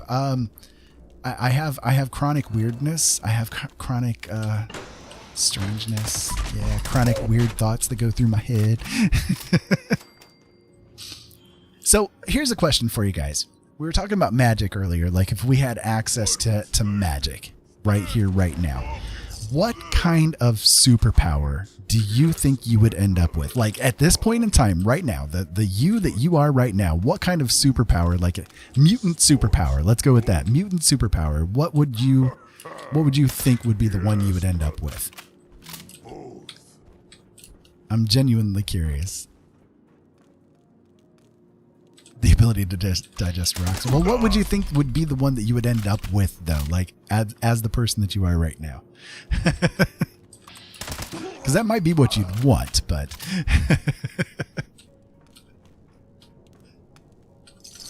You poor little pica person.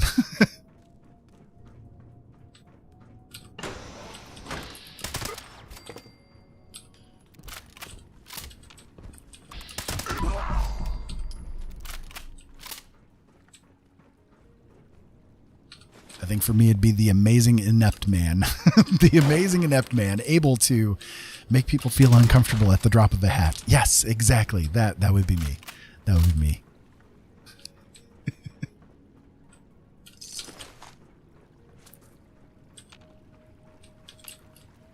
I don't know. Maybe I would be like the princess, just able to be cute on command.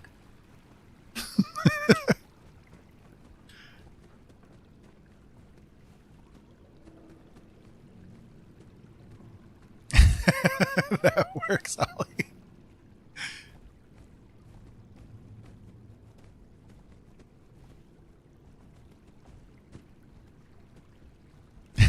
Can turn on can generate static electricity without even thinking about it, you know, and shock themselves to death. That would probably be mine.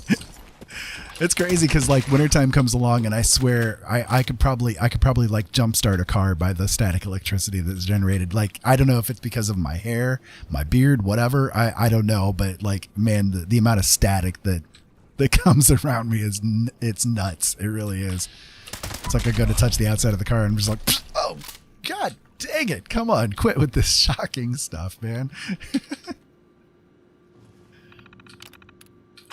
By the way, if I do curse, I'm sorry. I try to keep it clean, but you know, I'm fitty. It comes out sometimes, right?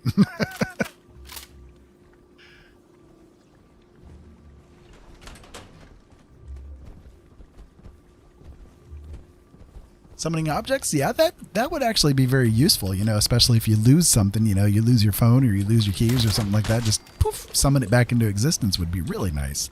But that would be handy for a blind guy, man. That would be super handy.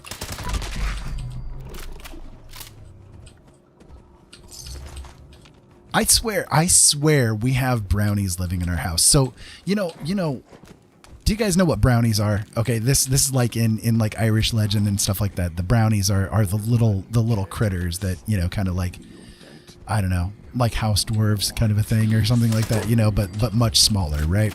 I swear we have brownies living in our house because anytime I drop something, and I swear to Bob, it's not just my blindness that kicks in with this, but every dang time I drop something, it disappears. It's just gone. It's just gone, you know? Like, I don't get it. I think that they come along and they're like, you know what? Nah, you don't need that item anymore. We're going to borrow it, you know? And you're not going to get it back. But we're going to randomly put it at your feet sometime just so that you can be like looking at yourself like you're insane.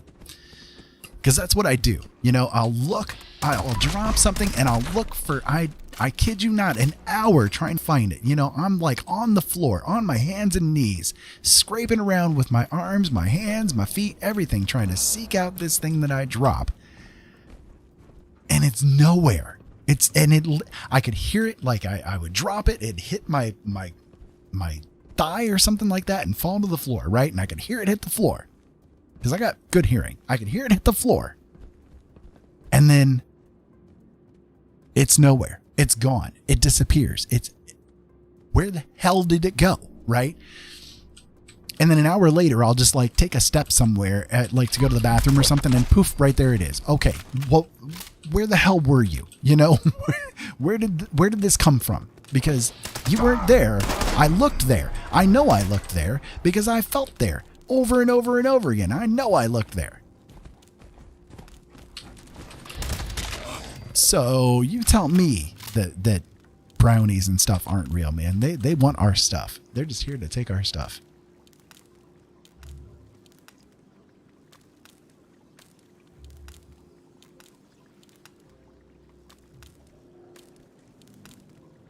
At least they're taking something useful for you. Taking your schoolwork. Ollie, yeah, don't talk about them like that. Give me a moment. I need to take a little bit of hydration here.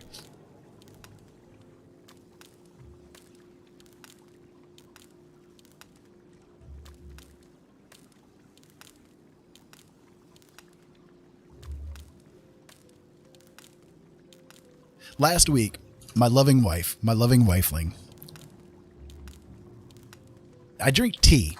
Like, I don't drink coffee. I don't drink soda. I drink tea, right? And it's tea that we make. It's like English breakfast mixed with some lemonade kind of a thing, making a kind of a classic Arnold Palmer kind of a thing. My wife bought me this like amazing jug that like, here, I'll show it to you. This thing is massive. Like, it is literally bigger than my head. This thing holds a gallon of fluid. It's crazy. Thing is heavy too. Swear I'm gonna get muscles just from picking this thing up. They're gonna hate skull mass.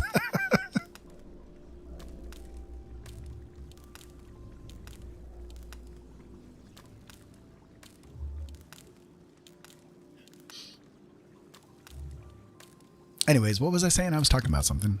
I don't remember what it was. What was I talking about, Ollie? I'm trying to remember. I'm old. What? I forget what I'm doing now.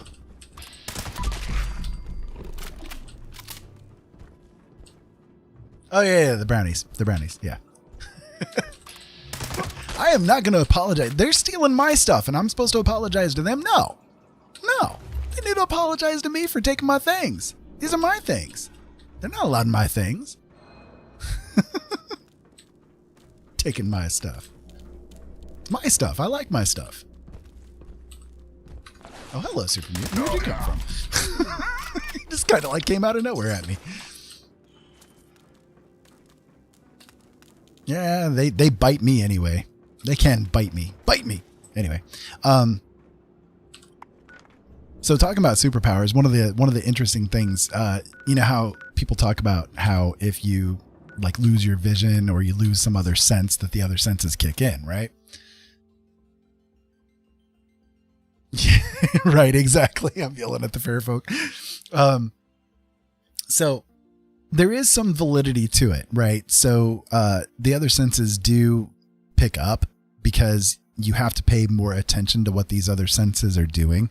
So it's not necessarily that your sense of hearing gets better. It's just you get better at paying attention to it, right? It doesn't necessarily change.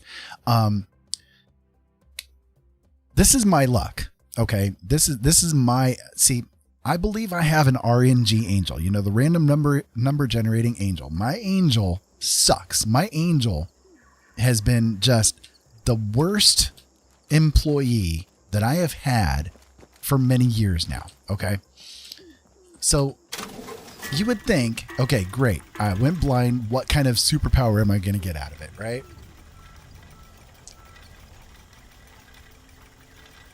That's interesting. I might keep both of those around. Anyways, you would think that I would be like, you know, lucky enough maybe that I would have some improvement in my hearing or touch or something like that. And there is, you know, my hearing is a little bit better. My sense of touch is a little bit better. But the thing that got super good is my sense of smell.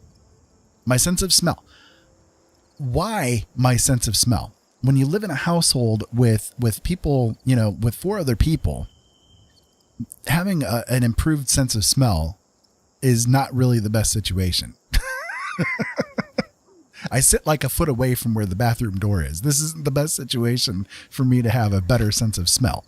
But that's my luck. That's my RNG angel in a nutshell right there. It's a pain in the butt, man. I tell you, pain in the butt. So that would probably be my mutant superpower, is my sense of smell. I'm going to run over here and I'm going to take out those Mirelurks again here real quick because they're good XP. Why not?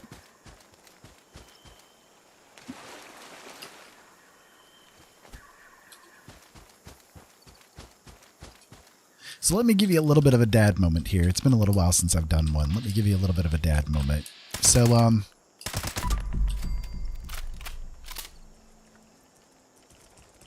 well, let me finish taking these guys out while they come at me here real quick. There we go.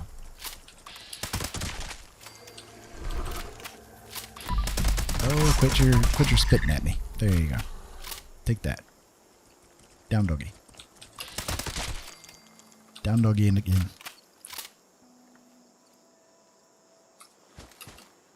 So, okay. Let me ask you this. Well, let me say this, okay?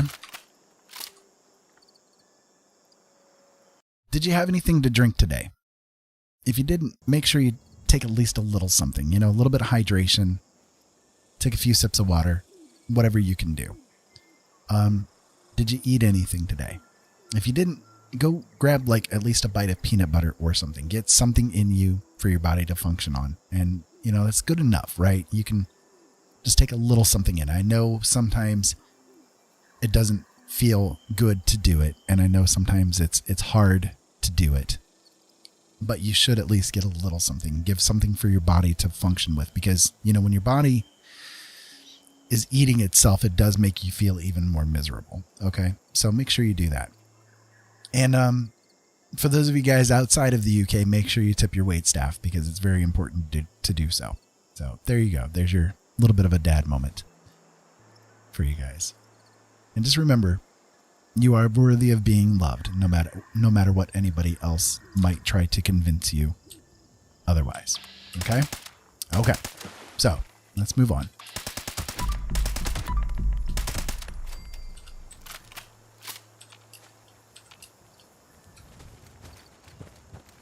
I think there's still a couple of guys over here real quick that I need to take out. Yeah, there's somebody. Well, they were there. There they are.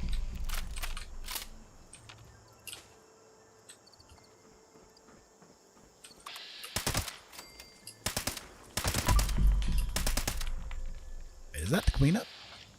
That is the queen. What is the queen doing up already? Huh, okay. Well, we'll take her out.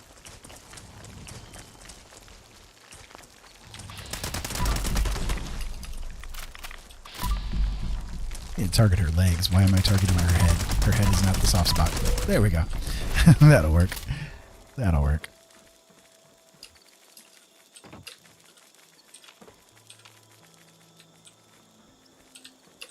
Always bear in mind, too, guys, that your dreams are going to come true, okay? Your dreams are going to come true. It may take a little bit of time. It may take a little bit of work, but your dreams are going to come true.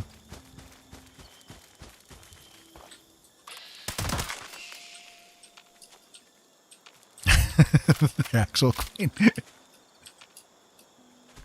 You're in the UK, though, aren't you? I'm not supposed to do evil things to the queen, right?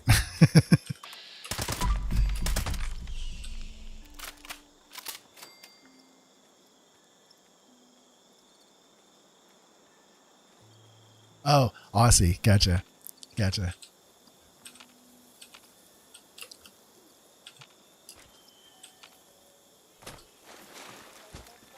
I have always wanted to visit Australia. That is one place in the world that I would love to go to. If I could choose to go anywhere, it would be there. Probably never going to happen, but yeah, you're under British rule, yeah.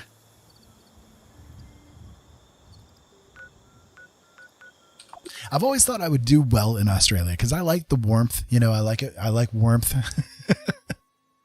But yeah, exactly. I don't like planes. If I could drive there, I'd be there in a heartbeat. I don't do planes.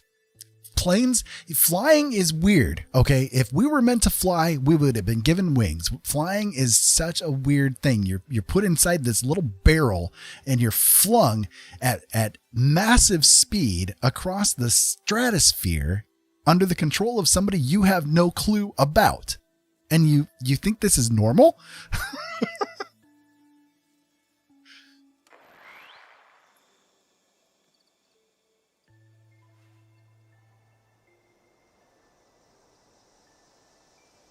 Elevators are kind of weird too. Like elevators are a little freaky if you think about it. You're inside this little small box that's kind of like under duress all the time. Like the only thing that's holding it in place is a little cable, you know? Like I know people, I know how lazy people can be. When was the last time that thing was maintained?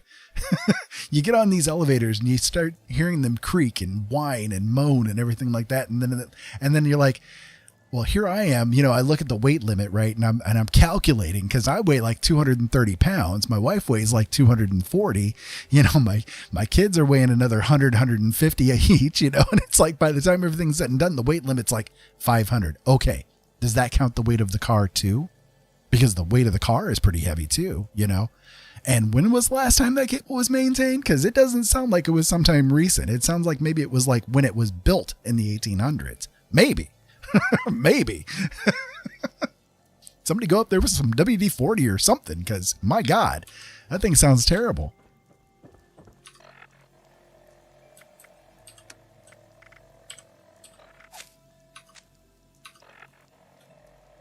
Need to do some repair work on this thing. There we go. New fear unlocked. Indeed. It's these weird things, you know, the things that you think. I mean, see, that's the thing, though. Like, we think that we have like control over things. We think that we have like, you know, all these infrastructures put in place and everything like that. So when you step on an elevator, okay, it has been maintained. I see that on this card. It says that it was examined on X date. That was only a few months ago. Okay, great. Right. But people are freaking lazy. Right. So who's Joe Schmo that investigated this elevator, and was he pissed off at his girlfriend that day? Was he distracted because she told him that she was having an affair on him with somebody? You know, his best friend, he just found out like killed a puppy when he was driving down the road or something. The guy's upset. He's coming in here trying to examine the elevator, and he just says, you know what?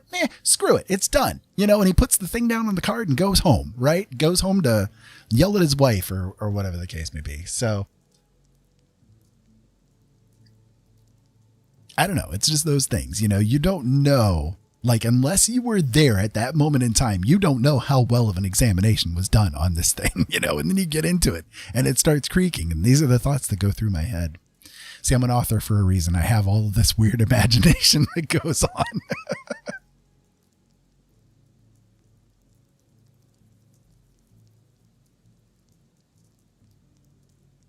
Right. Yeah, exactly. I mean, doing it by boat, like, as long as I can, like, throw a fishing line off the back of it, I'd be fine with it because I love fishing. Yeah, I don't expect myself to be able to get to Australia anytime.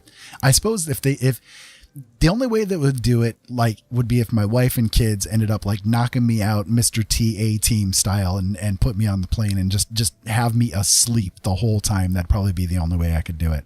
It's crazy though, because I can only imagine how it would be for me with the way that my vision works. Because, like, okay, one of the weird things with my vision is that, like, as I'm sitting here looking at the camera right now, the whole room is pulsating with my pulse, because my eyes, my corneas are so thin that my, like, pressure of the blood makes everything pulse back and forth.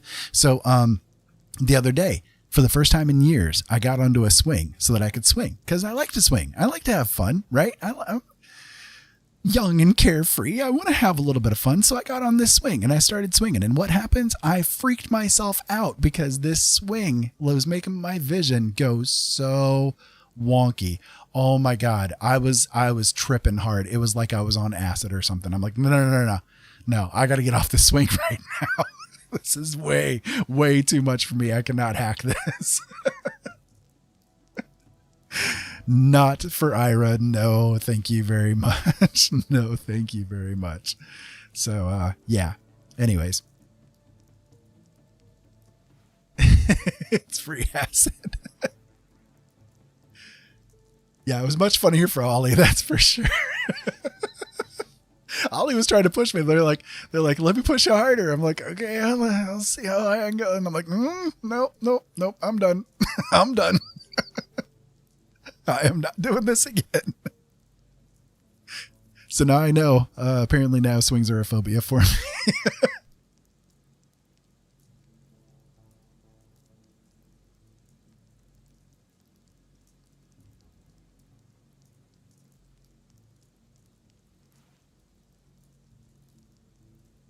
Hydration, it's good for you, right? Right. I used to drink soda. I used to drink nothing but pop. Primarily I drank Mountain Dew. That was all. Like, I would drink a case of Mountain Dew by myself every day, and it was crazy. And then I wonder why I got diabetes. Anyways, so I would drink like a case of pop a day. And I got to the point I'm like, nah, I can't do this anymore. I got to try to change my ways a little bit. So, I quit drinking Mountain Dew and I switched over to tea. And it was hard. It was hard to get away from that Mountain Dew, man. It tore me up, that's for sure.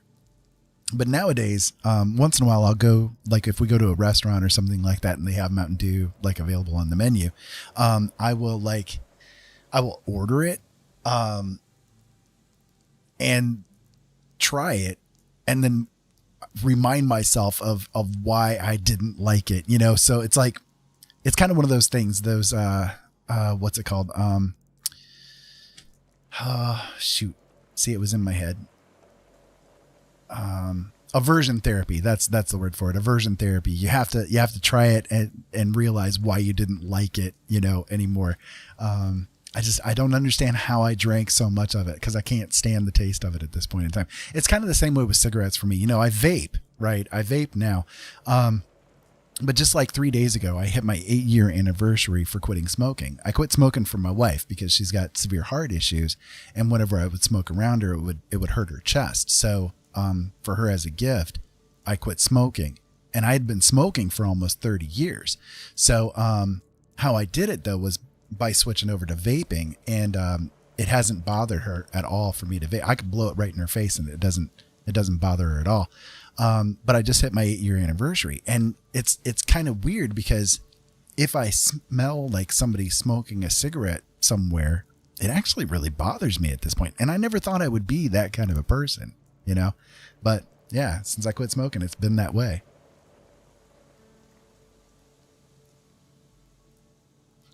See, Sprite I like. Sierra Mist I like better, but I do like Sprite. And I like the fact that Sprite nowadays actually has a zero sugar version. But the weird thing is that it, like, whenever I drink it, it always hurts my stomach a little bit. And I don't know exactly why. But, you know, you got to deal with what you got to deal with, I guess. If you're going to do the zero sugar thing, you got to deal with things. Yeah, I'm at this point, like, yes, I've got the diabetes, but it's diet controlled. So like, I actually, it's lowered. Like, I'm under the point where I'm considered diabetic at this point in time, because I was able to, you know, do it myself, you know, get away from the diabetes. So thankfully, cross fingers that it stays that way. Yeah. Well, listen, guys, I'm getting a little bit worn out. I do need to get a little bit of food. So I think I'm going to go ahead and stop the stream here for tonight. But I hope that you guys will follow, you know, subscribe to the channel and stick around, because I do this every night. You know, I come on every night about 1:30 in the morning Eastern time is when I'm scheduled to start. But I come on like at random times throughout the day, all the time. I'm streaming. I do like probably good 6-7 hours worth of streaming a day. So, you know, come on back. Enjoy yourselves. And before I go again, you know, just one thing for those of you guys just tuning in, let me give you a little bit of my dad advice, my dad moment for you guys here at the end. So no matter who you are, no matter what you are, no matter what you're going through, no matter what anybody else tells you, you're worthy of being loved. And don't ever let anybody take your power away. Only you can give your power away, and you don't have to do that. Okay. And don't let the person who is toxic to you teach you that you have to have them in your life. You don't have to. You don't have to. You can walk away from it. Okay. In the meantime, I love you guys. Thank you so much for tuning in. I appreciate all of you guys being here. And I hope that you have an amazing day. I hope that you go forth from here with the best in your heart that you can have, and just be the best you that you can be in this moment in time. That's all that anybody else can expect of you. Okay. So in the meantime, keep safe out there. Have fun. Thank you so much as always for being here, and I'll talk to you again later.